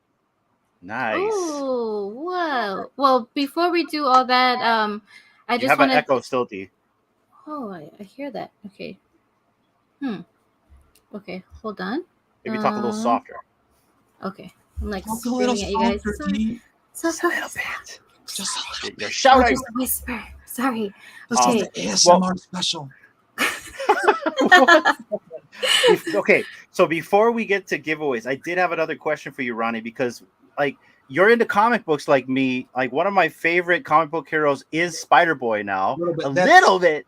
I'm barely into comic books. I literally only collect Spider-Boy. Well, that's what I'm saying. I only got into comic books because of Spider-Boy. I want to know why though. Like out of all the comic book heroes, and I get you. I'm a big fan of him too. But like, why that character? What makes that character your favorite, and what inspires you to collect that character? Look at that! Look at that right there. Bingo bango. Ooh. I got him in the mail. Nice. That's a nice one. And thanks for that. Thanks for letting me know about that, D, or whoever. Someone on Twitter or X. They tagged me. I was like, I'm buying that right away. Yeah. I was like, ooh, Ronnielighto. Ronnie, you got a message from the comic guy right here. If you read, gonna need an Addy so I can send you some comics to read. You mean like my in real life address? Yeah, so this guy's actually an actual comic guy. I believe he has his own shop. So maybe DM later, comic guy with Ronnie. Well, thank you. Yeah, cool. Ooh. Yeah, hit me up in the DMs, or yeah, that'd be easier if you probably did it since you know about it already. And I might be going somewhere, so I don't know if I have time or if I remember. But yeah, so Spider Boy, I have a different perspective on why I like the character, right? And it derives from the art part of my brain. Like I barely know anything about the character still. I never dove into reading the lore of him yet, right? But my buddy showed me a pic. Now me and my buddy, he's more into comic books than I am, so I kind of like ride his coattail a little bit. He's like a big J. Scott Campbell fan, and a couple other guys, but a huge Campbell fan. Pre the new colorist Campbell, Sibian Rich artist colorist Campbell. But anyways, Spider Boy. So my buddy showed me Humberto Ramos's sketch drawings of Spider Boy on his Instagram page. So I saw this character before the first appearance of Spider Boy dropped. I just saw the designs for it, and I was like, now I am a Spider-Boy or a Spider-Man fan. I like Spider-Man, as he's my favorite superhero character ever. And once again, it's derives from art. Like, it's about the style, the way Spider-Man is drawn compared to other superhero characters. He's not all muscly. It's all about technique. It's about spider strength, right? And when they draw him, they draw his limbs like skinny. Skinny like a spider's legs, and I really like that. They hone in on those textures, right, or those techniques for Spider-Man. So that's why I've always liked Spider-Man. Then Spider-Boy came out, and I seen those colors, and I'm a big fan of a touch of a small amount of a color in a painting. So let's say, for instance, for Spider-Boy, he's blue and red. Well, he's also got a little touch of yellow. Mwah! I fucking love that. I just like, why is yellow in the character anyways? There's almost no reason other than to make it look good color-wise for the color palette, color theory. And ever since I seen the first design, and I'm a big fan of Humberto Ramos's artwork, first and foremost anyways. So like when I seen that, I loved it. And then I seen his spoiler cover. So you might know the spoiler cover of him doing the parkour. It's the Ultraware cover in the VV app. Mm-hmm. So I seen that cover before it got dropped on the website. So I was like, wow, like I just love the design, the perspective, the foot in the front, all that kind of stuff, right? I ordered a shit ton of those raws, man. I own a bunch of them. I had to try and get that, and I do own one of them now, finally. And so that's where Spider Boy stems for me. That's why I love the character. He just looks awesome as a drawn, designed character. And I can't wait to see what they do with them. I can't wait to see like a Spider-Boy collectible standing next to the Miles Morales, because in BB, that is the coolest. The choice to put a fucking hoodie on Miles Morales was was a genius idea. I don't know if that was a design before it became a collectible. I have no idea. I don't know if he was known to be wearing hoodies all the time in the comic books. He was. But the design, it just looks so cool with that hoodie on it. It's everything. It's the contrast, it's the colors, it's the flow of it all. It makes your eye travel constantly. It fits the description of a perfect piece of artwork, a perfect sculpture. Not to hit the tangent here, but Shawnee Poo has a question for you, and appreciate you, Sean. Thank you. Thank you, Shawnee. What's your favorite crypto and why? That's easy. It is the psychedelic Pluto. Oh, that's the legendary. Yeah. Yeah, I think so. That's the one that kind of looks Miami Vice-ish, right? Like 80s. Once again, it just looks cool. It's just the way to design the proportions of the body of the characters. They look cool. I think they knocked that design out of the park. I kind of wish. No offense, but I wish they would have honed in a little bit of those designs like that on the VV Mighties. Like I kind of think they missed the mark on making the feet look like crap, but like hoofs. I see what they were going with it. I see what they were going with it. I see the approach, but man, when Cryptoids came out with their character designs, I was like, that's a very. You ever see those old like car, those old like drawings of cars where like they had the little wheel in the front and the really big wheel in the back, and they were really like it was like it would be like a station wagon but scrunched up to a really small like micro machine size, and it was all hyped up. That's what Cryptoids look like to me. Okay. So they look like you take the character like the monster car almost. You just smash them down. Yeah, you just smash them down, and they look like these little cool little pudgy penguins, you know. And no pun intended with the pudgy penguins, but you know, they just look like pudgy penguins. But yeah, the Pluto psychedelic one just looks. The colors look cool to me. The design of the character is awesome. The way they did the ears, all that kind of stuff. It's all about the flow and you know what stuff looks like to me. I really don't care about lore. I don't care about IP.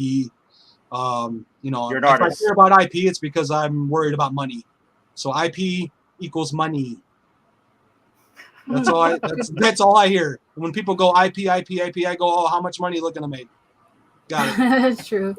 Do you really like? Do you really like that? Do you really like only alien stuff? Like really? Like come on, that's all you like? Like come on. You put yourself in a like box of just like one thing. Like nah, I don't believe that. I think a lot of people see where the money's at. I'm sure Freddie from Cryptoids will really appreciate your comment. You know, coming from an artist. Yeah. Oh man, yeah. I as an artist, I wish I was as good as like those types of artists. I recently, this is an investment I made recently. Ronnie, stop. You know, stop selling yourself short here. I bought a tab. No, I know. But like I said, digital artwork. That's a realm I barely touched, and I try, and I just my in real life painting and drawing skills don't translate to digital. So I gotta learn that. And I come from an AutoCAD background, so I come from straight lines and boxes and dimensions. And I come from the 3D model world where it's like all perfect, you know, everything's gotta be perfect. And if the fucking things aren't touching, then it's not a solid. And I come from that background, and so you know, touching a digital pen to a digital screen and it's a little off with the latency and stuff. It's a little learning curve, but I'm gonna get there. I really do. I got some plans to try and bring out Ronnielighto NFTs. I think Ronnielighto is gonna try and live in the NFT world first and foremost before I bring him out into the real world as drawings and paintings. Ooh. I can't wait, man. I can't wait. I'd love to buy some of your art. It's also more about like for me, like the Ronnielighto stuff has always been like trying to sell t-shirts in a sense. Like I want to get all my pothead friends to like be wearing Ronnielighto t-shirts, you know, little what I call my trucker hats. You showed it earlier. Yeah, exactly. I want a hat where you could put like a joint sticking in the middle, like a little joint pocket, you know. Oh, that'll be or a blunt pocket. That'll come in handy. Yeah. Our Filipino neighbor's about to rev his engine. I'm gonna shut the window. Yeah. One thing I learned when I was younger in like elementary, in art class was our teacher told us, you know, any kind of thing that you draw is technically art. You know, everyone does it differently. Yeah. And so she told us, because you were talking about lines, a line, I think I'm echoing again. A line is basically a dot taking a walk. And I was like, wow, that is kind of cool to like have it said that way. Yeah. Because then it didn't make me feel all shitty that I couldn't even draw a stick figure. Yeah. But yeah, it's really cool to see where you've come, and I love when you post your stuff on Instagram. That's usually where I post most of the stuff. When I post art related stuff, it's gonna go on there. You're not gonna see it on like X or anything. So if anyone can, follow me on Instagram for art related stuff. Yes, Conger Art. But I like how you like kept us in the loop when you were doing your last big mural. Yeah. How it all started, and then you did, the next day or the next week, however long it took, to see like the progression. Yeah. And it took I think it was 3 working weeks to finish. Yeah, that's a long time. And like having to deal with the weather. Yeah, it was hot. Yeah. As you can see, I'm a very pale, white, blue-eyed male. Like I burn very easily and quickly. And so over the years, you got to learn how to just take it. Just get your cancer where you can. I'm gonna share this. If you guys go on Instagram, can we share his page on the Jumbotron? Always, yeah. let's do And that. anything I post on, everything is free realm public. Anything I post on social media, I will almost never delete anything. If I say something, it'll stay there. I don't give a fuck. Let's go. I don't care if This people is think my I don't care if people think I'm a clown ass bitch. I don't care. I don't care. I see You're what still you my did friend, dude. I still love you, man. I see what you did there. You still help me get in this space and learn a lot, man. I still appreciate you. Check this out. Here's all the characters against that mural. Am I sharing my page? Okay. So You can speaking see of that, Vivi, just to make it a little bit public, because I was in one of the Vivi research meetings last night, and they go down routes of like they just ask you questions. How do you feel about this? What do you feel about this? What's the worst? What's the pro and cons of things? And one of them was this for me, like as a creative myself, the app. This is a little ego talking, but my creativity is leaps and bounds, streets ahead, better than what that app can handle. So when I'm trying to create something in there, like I like to try to mash the characters together and make different versions of them to like play with the colors and make abstract paintings, so to speak, with the digital characters. I like doing that, and this app, man, really it pisses me off sometimes. Just like the AR and the VR functionality, just you can't lock collectibles, and you're trying to click one and you're picking another, and then they go below the fucking x-axis below the floor. Then you got to reset it all and do it again, and sometimes it bugs out and it fails. So I could be doing an hour work and then it fails, and then there it goes. I'm not going to reset all those up for an hour again. Like you got to be kidding me there. But so I really, a part of me just can't wait till they figure that out, and especially if they can get it working good on the website. Because if I can use a point and click with the mouse, moving the characters around and making a cool little conglomeration, or how you would say that word. Why did I even try saying that word? Conglomeration? Whatever. Conglomerate, But just trying to put them all together and make something cool, I really want to do that, and the app doesn't allow me to do that. And then it just makes me not want to go on it to you, because I don't care about buying and selling for the most part. So there's nothing else to do on it. And once they allow me to do that, I'm in. And Viviverse and stuff kind of shied me. I'm not against it. I'm not in the mood or have the time to learn a whole new program to make a wall from scratch. I can't. I don't have the time to do that. So to all the respect and kudos to everyone working in that right now in the beta. Like they're doing some really cool stuff.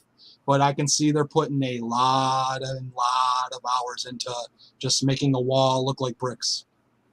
So I had a question for you then. So like, because I agree with you, right? It's not for the everyday man to go into some type of metaverse. But what if they gave you a demo template that you start, kind of like your vault, right? Something simple, and maybe they somehow arrange collectibles to where it's easy for you to move it, kind of like on your phone. If they simplified and gave you a home space that's already pre-designed for the layman person, not lame person, layman. Would that like encourage you to like participate in it more? Something super easy. And I'm talking to you, Vivi. And I do, and I think that's where like some of the accessories that they started bringing into the app are going to come in handy. The brick walls with the happy tree friends, and the coral reefs, dioramas and stuff plants, like that. The dioramas. That's gonna play into all that for sure. People can start just building around those. I don't know what I'm allowed to say or not, NDA wise, but hypothetically, they do start you off with the default type of playground for you to mess around with. Oh, you're already in there already. What am I saying? Never mind then. So, the layman, I use that word a lot because I'm in Magic. It's written in all Magic books. The layman, the fucking lays that don't know anything. Here, I'm about to blow your mind because you don't know what I know, fucking layman. For the layman, I think they're gonna do something like that. Most people aren't gonna want to go in there and build environments. They just want a cooler, better space to put all their shit. And they're going to do that for everybody. Whether or not they integrate it good for the phone, for the mobile, I don't know if they're going to do that because it's going to run off the program Unity and stuff. So I don't know if that's possible. I think the only thing that might be possible, I'm thinking in the future in my head, is you will be able to go to people's places. There's spaces on your phone. But as far as building, I think the program might be too big for a mobile phone app. You know what'd be cool is if you did build in your vault in your mobile phone and it translates it to some type of room already in the VVverse. You know what I mean? That's already pre-built. So you walk in there and it's there already. You don't have to do shit. Yeah. And then anytime you move in and out, it's kind of like, you know, it pulls the information from your phone. Like, okay, well, Ronnie put this here. We're going to change that environment in the VVverse. So when Ronnie walks in, his vault on his phone is mimicked with the vault in the VVverse. You know what I mean? I hope they do something like that. That's an interesting idea, but I feel like there's a quicker route to take to get to that than what we might be thinking. Sure. Yeah. Because that seems like a lot to try and program to allow thousands or hundreds of thousands of people to. Well, I mean, like just the concept, right? This is just a concept right here. Just something of that sort. Yeah. Yeah. It might be too much yet to be on a mobile, but even from what I'm assuming, even to have something like on your desktop, you probably need like a really powerful device, right? Yeah. So yeah, that was one of the problems I was having with navigating through there. I had to dumb down graphics just to, walk around and shit. That's a turnoff for me too. But that just happens to be I don't have the money for an upgraded computer. But I think that's what the slowdown is with a lot of these things is technology is moving so goddamn fast that the ideas they had 4 years ago are stupid now. Yeah. They're already past. I was saying on a space yesterday somewhere. Oh, it was in the research thing. I was explaining how my train of thought gets lost sometimes, and I can't remember what I was going to say. It's okay. Don't say anything that will get you in trouble. Yeah. The research team. We don't want you to, get in trouble. No, that stuff's fine. That stuff's fine. It's literally just saying stuff everybody says out here in public, anyways. Okay. The amount of stuff that's been said in those spaces, they've gotten written down 1,000 times. They know about all this stuff, and I can quite literally attest that they're working on it. Just the layman people don't understand that it takes a long time to code and program things and test them out. And you can't test them out on, thousands of people without actually bringing it out for thousands of people. So when you bring it out and it has buggy problems, there's a reason for that. It's because you can't test it. There's no way to test it. You can't test 1,000 fake people on a program on a computer. They don't have that ability. As far as I know, I don't know. But AI is going to change everything, man. AI is going to change everything. I for the better and for the worse. I don't know where it's going to go. But as far as art and creativity and writing scripts and making scenes for movies and CGI, it's going to change everything. We're going to have our minds blown left and right. Oh yeah, we're not even going to be able to take it in. It's going to be too much. If you remember a scene from the TV show on HBO about the AI people. What was the name? Westworld. Westworld. If you remember, they would show her that photograph. It was like a big scene. They showed her the photograph and they asked her what she sees, and she goes, "I don't see anything. I don't comprehend anything." That's what we're living through today, right now. Every time I turn on the computer, I go, "What? That's real? What?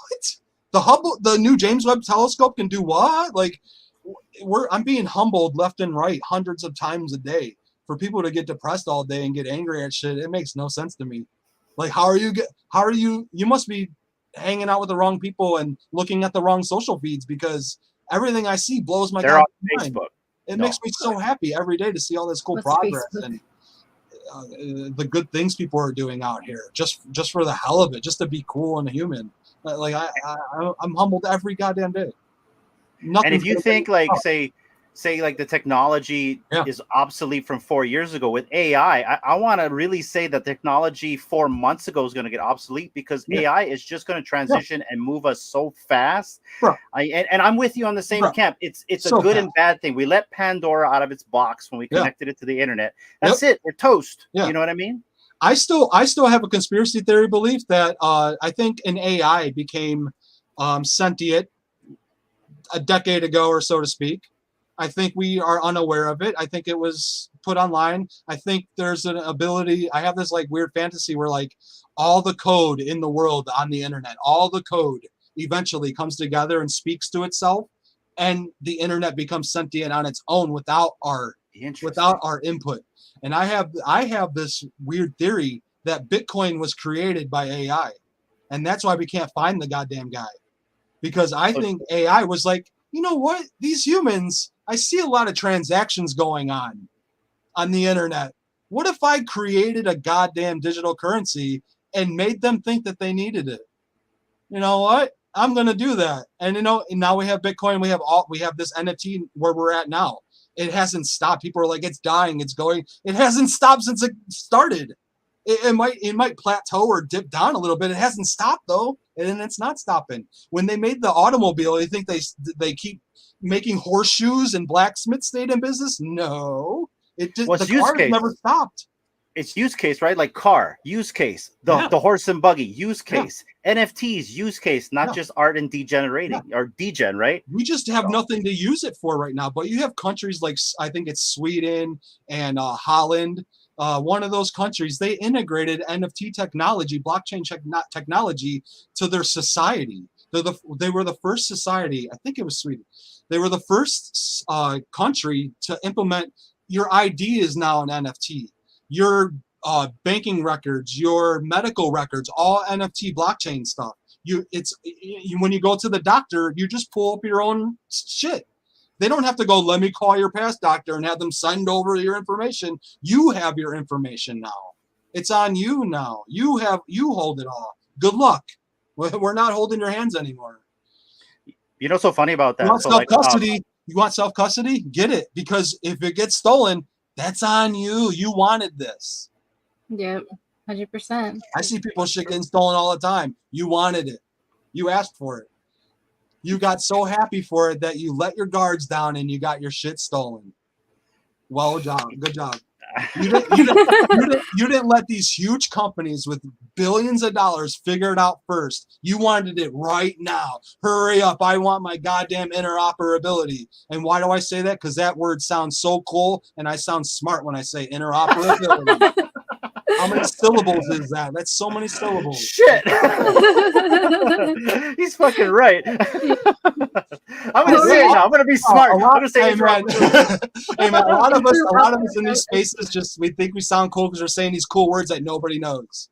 But it's just once everybody knows the words, they're gonna change. When people are like NFTs, I don't like non-fungible token. Who the fuck wants to say that anyways? You walk around and go, look at my cool fungible tokens I have. Or do you go, look how many dollars I have?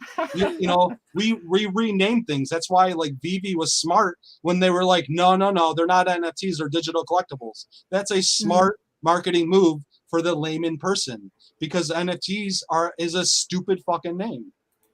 It's just a dumb abbreviation of a word that non-fungible token means nothing. And fungible and token mean nothing. Token, okay, video games. Well, why the fuck would I turn my $50 into 50 tokens? Every time I go to the arcade, I never come out of the arcade with more tokens. Why would I want those? You know, of course people shy away from that.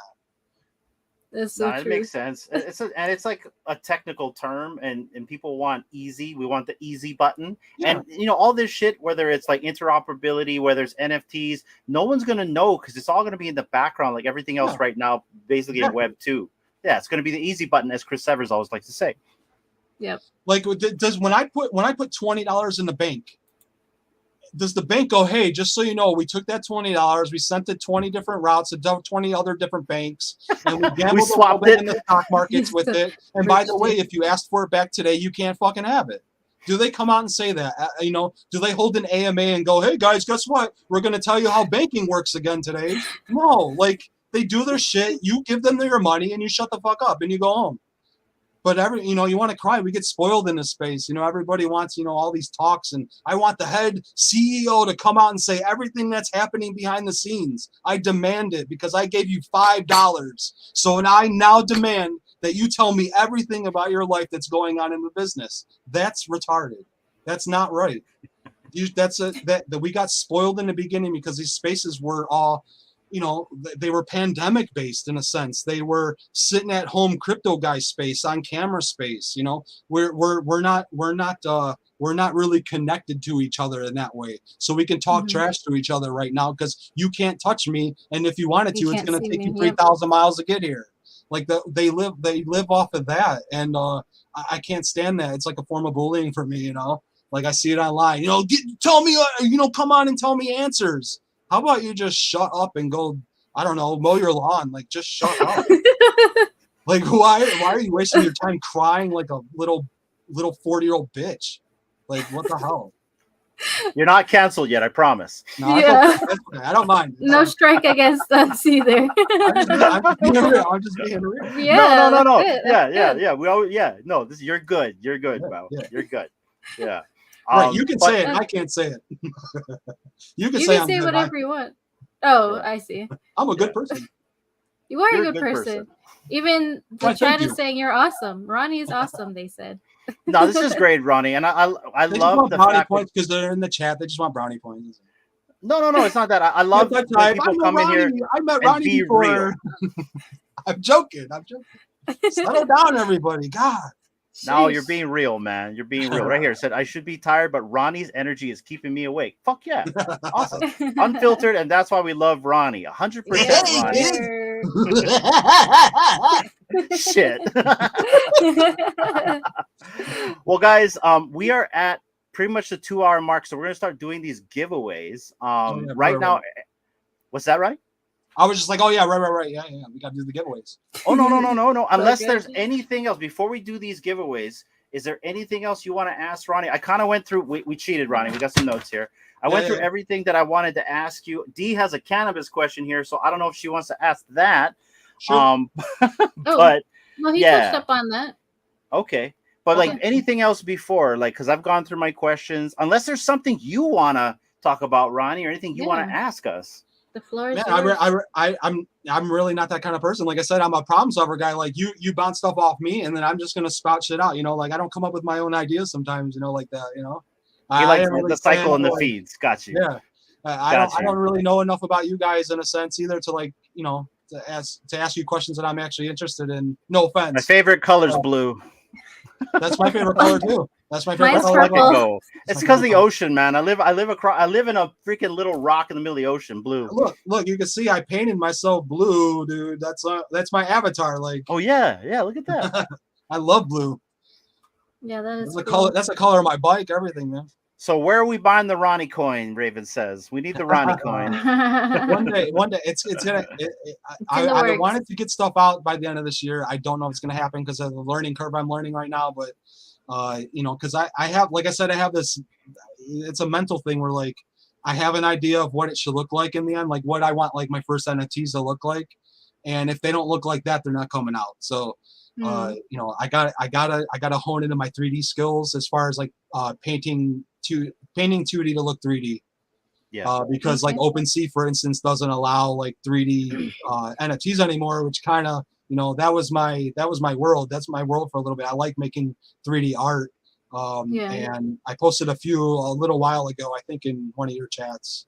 Do they allow to do it on Magic Eden? Do you know? Because I've been thinking about releasing NFTs on that platform as well, but I don't know if they do 3D. I don't know, but I'm probably just gonna always go where the popularity is at. Like I don't. If I'm gonna bring out something like that, I'm not gonna like go somewhere where the traction's not gonna be. Or that's actually where everyone's going. A lot of people are in Magic Eden now. Yeah, there's a lot of traction there. I prefer it. It's a lot more easier. I feel like OpenSea is like DOS. It's very clunky and very, like prehistoric. And then you go to Magic Eden, I'm like, oh shit, this is like automatic. I feel like I'm driving a Tesla, Okay, I'm gonna check. I'm actually unaware of that. I am aware of the name. I'm just unaware of like it actually being a household name now. Yeah. Check it out. Okay, yeah. But guys, let's get to these giveaways. So everyone in the chat, you have been typing. So I'm and also Ronnie has a giveaway. Yeah. So I'm gonna show you guys what we're giving away first. We're gonna give away this Leia Strike, or this Strike Leia right here is common to someone in the chat. That'll be the first place winner. Second place winner will be this Neon Paradise Project logo, which you can either burn and we'll give you anything in the collection, anything you want except the one of ones, or you can keep it because it just looks cool. And then we're also going to give away as a third prize this neon DeLorean right here, or I call it the Future OG. And then Ronnie, for coming on and hanging out with us, we're going to give you a golden podcast ticket, which gives you 5 entries into the future UCBC giveaways. By the way, you didn't enter the giveaway in the UCBC. And then I'm also going to give you this Motu Triclops Cryptoid right here. So really don't have to. You really I don't am. have to. I'm doing it. I got your wallet. You can't tell me shit. It's coming. And then also, guys, I want you guys to please, if you want free shit, we're giving out way more because today's the last day, or tomorrow's the last day to enter to the UCBC monthly giveaways. Ronnie, you just got a badge, but I didn't see you in here.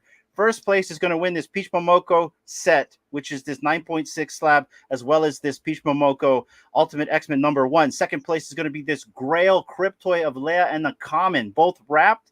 And third place will be a podcast ticket, and then also some art from Davo, which is a slab of both Dee, myself, and the kid as an iteration of our favorite comic book heroes. Digital slab, not physical. Digital slab. Digital slab. Just and right now, here's all the people that have entered, but I don't see you in there, Ronnie. So get in there, my friend. I'm not getting in there. Don't worry. Oh, you don't want it? You don't want to be in there? Not on this one, no. Okay. So I see what I got to do. I got to drop Spider Boy in there, and then he'll start talking. There's Spider-Man. Yeah. Or Spider-Man. I use 2 tickets for that. Don't worry, man. Future stuff, though. But that is right there for that, you guys. And then I'm going to get the giveaway tool ready. Ronnie, you said you had a giveaway. What you got, my friend? How do I guess I got to just like present like my screen, right? So we'll do this. Yeah. We'll do it last, I guess, after your guys' giveaways. Okay. How do I, let's see, hold on one second, share screen. We are going to, bam, share. Okay, Kid Arcade, I apologize. I'm riding your coattail a little bit because we're going to do a giveaway through you. Like, I'm going to give away, since everyone knows I'm in his channel all the time and I win a lot of these things, so I have a plethora of them. And I'm going to give away a decent amount of them. Oh, I see right here. You tell me when. Right now. Okay, here we go. Oh, shoot. So these are all the ones that okay, hold on. Okay, there we go. These are all the ones I currently have 3 or more of. And the lucky winner tonight is going to get one of each of these 15 NFTs. Whoa. What? 15. Okay, I'm entering this. I don't know the price of gas, so I think I have enough, but it doesn't cost much to transfer. But I think I could do it. I think cents. It costs cents. Yeah, yeah. I have like 14 Maddox, so I think I'm good. But you're fine, dude. Yeah, it's not even gonna cost $1. One lucky person gets off 15, one of each. Wow. Okay. So we're gonna change it up. First place winner gets to win Ronnie's collection right here first. You want to go first place? Okay. We are gonna go first place, buddy. Because first place meaning the last person gets the first place, right? Well, it depends. Who do you want to win? Because right now we got 4 prizes. The 3 we're offering along with your 4th right here. Either the first place winner gets this, because this is pretty cool, versus the 1 stuff that we're giving away. How do you want to do it, Ronnie? Yeah, I'd say let's do mine last since I'm the guest or whatever. Like let's do your normal. I know it. Let's do the layman gifts first, and or the lame. I meant to say lame. The lame. Layman and interoperability. Maybe do yours, and then we'll. This will be like the let's wrap it up giveaway. No. Okay, let's do that then. So then let's do this. We'll run ours, and then we'll change the giveaway hashtag so everyone can go for this again. How's that? Okay, that'll work. Okay. Let's do that then. All right, guys. So I'm gonna get. Yeah, that'll work. Actually, yeah. Let's give it to anyone who's still presently here, not people who might have typed in Aloha Friday at 2 hours ago. Well, they got to be here in order to claim. Oh, true. I forgot that stipulation. Yeah, go ahead. So, all right. So one more time, everybody. So generous of you, Ronnie. Yeah. So we'll run ours first. This is going to be the first place, second place, and third place. And then we're going to do a new hashtag for Ronnie's art right over here. He's going to give away 15 of these, right? You have 15 of these to one of you guys in the chat. So let's go. I'm going to go get the giveaway tool started. Give me just a second. D, run the show. Wow, that is awesome. So the people who don't have a real VV logo, I see there's 2 in Ronnie's collection. Yep. Kid Arcade style. So there's a chance you could get your own VV logo. That's the only one I have is the Light Parade one. So you want to talk about styles? I'm so jealous of this style he came up with for these. Like they look so good on an art aspect. Like they look so good, and they're very simplistic. They're very just hatch. It's hatch skills, and they're magnificent. Is that what it's called? Hatch? Like I'm so jealous of them. Yeah, hatching. Yeah, a lot of hatching. All right, guys. Now's the time. Cross hatching. Sorry, cross hatching. That has been it. We are going to run this, guys. Are we guys ready? We got 19 in here. I've taken away the banner. So snooze, you lose. And good luck to whoever wins. I'm almost ready. All right. Yep. Let's go. First place winner who wins the Cryptoy. Who's it going to be? Who is going to be the lucky winner tonight? DDS, let's go. Nice. DDS, we have your wallet address. We will send it right away. But you know, we're not done. We're going again. So this is for the Neon Paradise Project logo right here. That'll get you either free art or you can keep the logo yourself. Big A! Congratulations. Nice. That's a class act right there. Yes. Yes, totally. That's a class act right there, man. Definitely not a futter. No. All right, guys. Last one. Cool guy. No names. Here we go. That's for the future OG. For the Neon DeLorean, who is it gonna be? Hey, What nice! I get one. Typical, That's fucking rigged. typical. Ah, No so kidding. rigged. Typical rigged it. nepotism, man. You see, D really wants the art. She rigged it. Yeah. I'm never coming back now because of that move. I'm never going back. Who's it gonna be? Casey Molten. Molten. That's a newer name I don't see very often. Congratulations, Molten. Molten. Congrats, man. All right, guys, we have your wallet addresses. We will send you those respective prizes to your wallets later on tonight or tomorrow. Big congratulations to you. And guys, I am going to get the giveaway tool ready for Ronnie's giveaway right over here. So stand by. And Ronnie, closing words while we still have you here. Can you kind of give the audience some final wisdom while I get your giveaway ready? Yeah, everybody literally don't give a crap about what anybody says about you. Maybe take it in a little bit, but don't get mad at them for saying it because they're probably right and true. The one thing I've noticed through life and I've learned through psychology 101 is that typically the things we hate in most people around us is the things that we do ourselves, and that's why we hate them. That is so true. That is so true. So if you hate somebody doing something around you, it's probably because you do it all the time, and you hate that you do it as well. Yeah. That's, all right, guys, enter right now. Thanks, Ronnielighto, yeah. hashtag Ronnielighto, and thank you for those wisdom So words, like the reason Ronnie. behind Ronnielighto being all lowercase. So there's a music producer in this world. His name's Benny Blanco. Now I learned this ideology around, I attached it to Ronnielighto through him, but I learned about his name after I came up with Ronnielighto. But he does all lowercase Benny Blanco because he doesn't believe that the name, he should take himself too seriously, that kind of stuff. Like, so he doesn't give it a surname, a capital letter. This is my name. This is a statement. Like, Ronnielighto is an ideology. It's a way of thinking. It's a way of living. There's just a name based around it to, kind of keep a mantra in your head. Ronnielighto, that kind of idea. That's cool. We've learned so much things about you, Ronnie. Yeah, man. That is so awesome. I have so much to talk about. Love it. I watch so much crap on the internet. I have so much to talk about.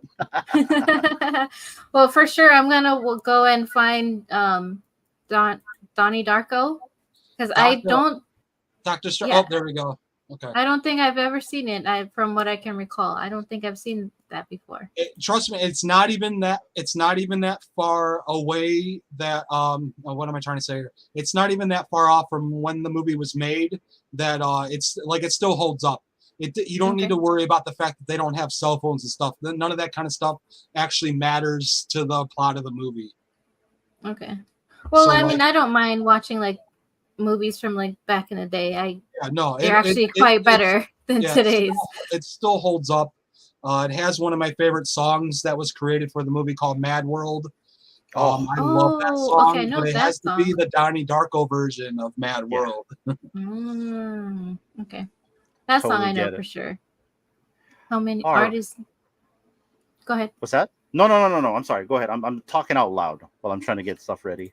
No, I was reading the comment from the comic guy. Art is never finished. It is only ever abandoned. Yeah. So like Jackson Pollock, he's one of my favorite artists. No matter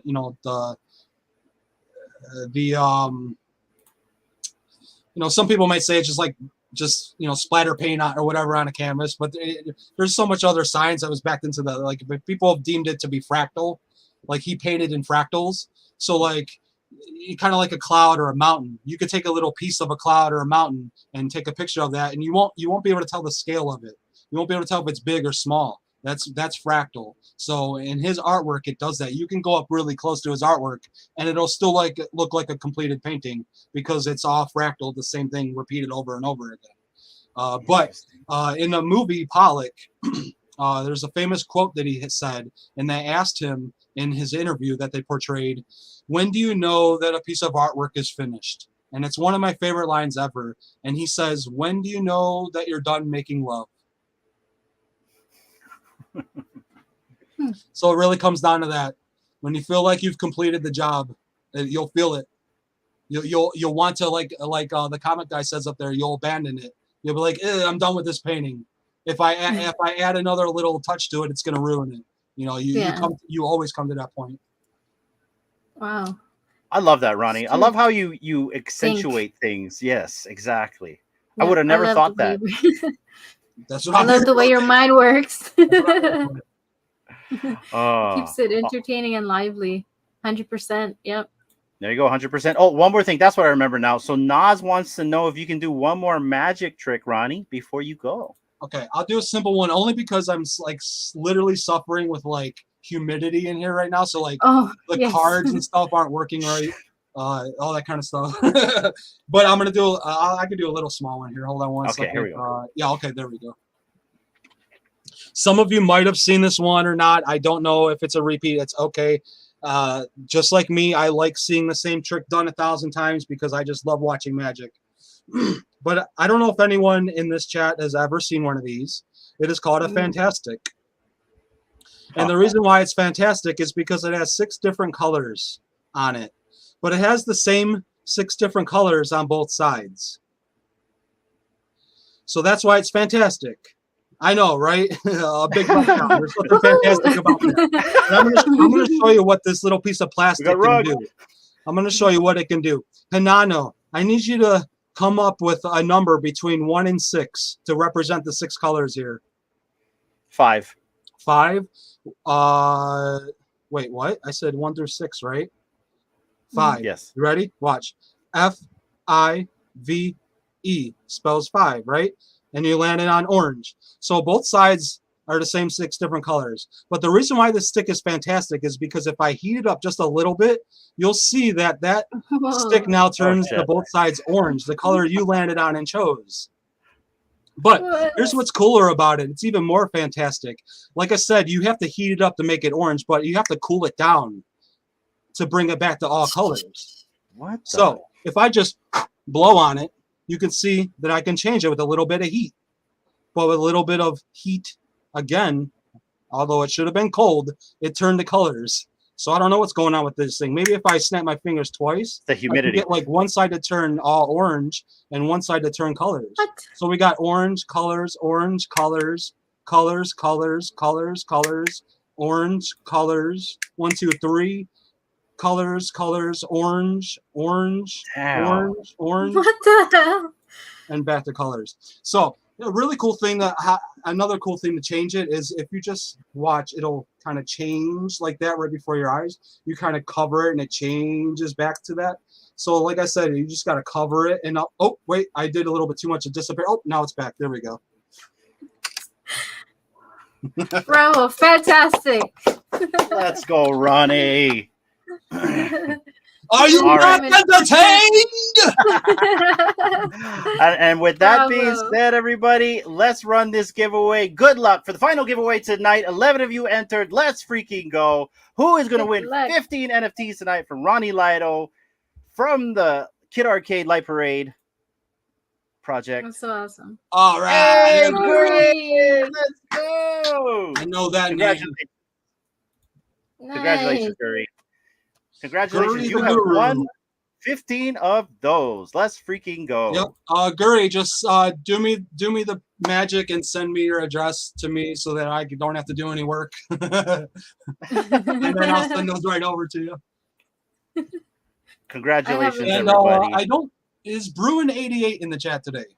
He's not. I didn't see him in the chat. Because no. I also owe you an NFT if you watch this and remember and hit me up on whatever. You'll get it one day either way. I won't forget. You need his MetaMask? Oh yeah, sure. Actually, that would work too. That would work. Yeah. We have it. I have it. That would work. I'm sure he won't mind either. To get Gotta be a stuff? I don't surprise. think so. It's just a stupid address. There's nothing I can do with it, other than send you free shit. Yeah. Just write that down so I don't forget. Unless you want to send me that 12-letter or 12-word seed phrase real quick. Oh, too. the seed phrase. Yeah. That'd That's be part nice. of it, That'd be right? nice too. Yeah, you took a screenshot, right? Even though you're not supposed to. You took a screenshot of that shit, right? Because don't lie. All y'all take a screenshot of it. You guys are too lazy to write that shit down on paper. So, Ronnie, it's been a pleasure, man. We've had a good time talking story with you. No, thank you, man. You are such a breath of fresh air. We love meeting new people on this program. That's what Aloha Friday is all about. Ronnie, anything else you want to tell the audience before we go? Just speaking on breath of fresh air, I can't wait to go take one of mine. Got you. He's hot boxing in there and not in a good way, you guys. Yeah. D, close out the show. I'm freaking itching, man. Yeah, thank you, Ronnie, so much for your time. Have a good rest of your night or your day, because I know it's a lot of way ahead for you. So thank you for being here. Appreciate your time and just sharing with us your story, your background and stuff. And it's been really fun getting to know more about you. So thank you for, sharing that with us and for everyone that's been watching and interacting in the chats. Thank you, chats, for being here as well and getting to know Ronnie's journey. Please follow him on X and his artwork on Instagram, Conger Art, and just support him however you can, whether, when he puts something up, just a small, retweet, repost, or whatever, that goes a long way. All that little stuff really helps. It really does. Yeah. People might neglect it, but that stuff really helps with algorithms and money and all that kind of stuff. It just really does. Popularity, get a little ego boost, it just helps. Gotta just support. To see someone cares. I don't do it for that stuff, but it helps. Yeah. So appreciate everybody and hope everyone has a great weekend. And we'll be sending out the prizes later on. If not tonight, sometime this weekend. And thank you everybody for being here, and take care of yourselves, take care of each other, and just be kind to one another and support each other. And with that being said, guys, go ahead. No, I said ditto all that. There you go, guys. Ditto all that. And we'll see you guys on the next one. Take care and aloha. Bye.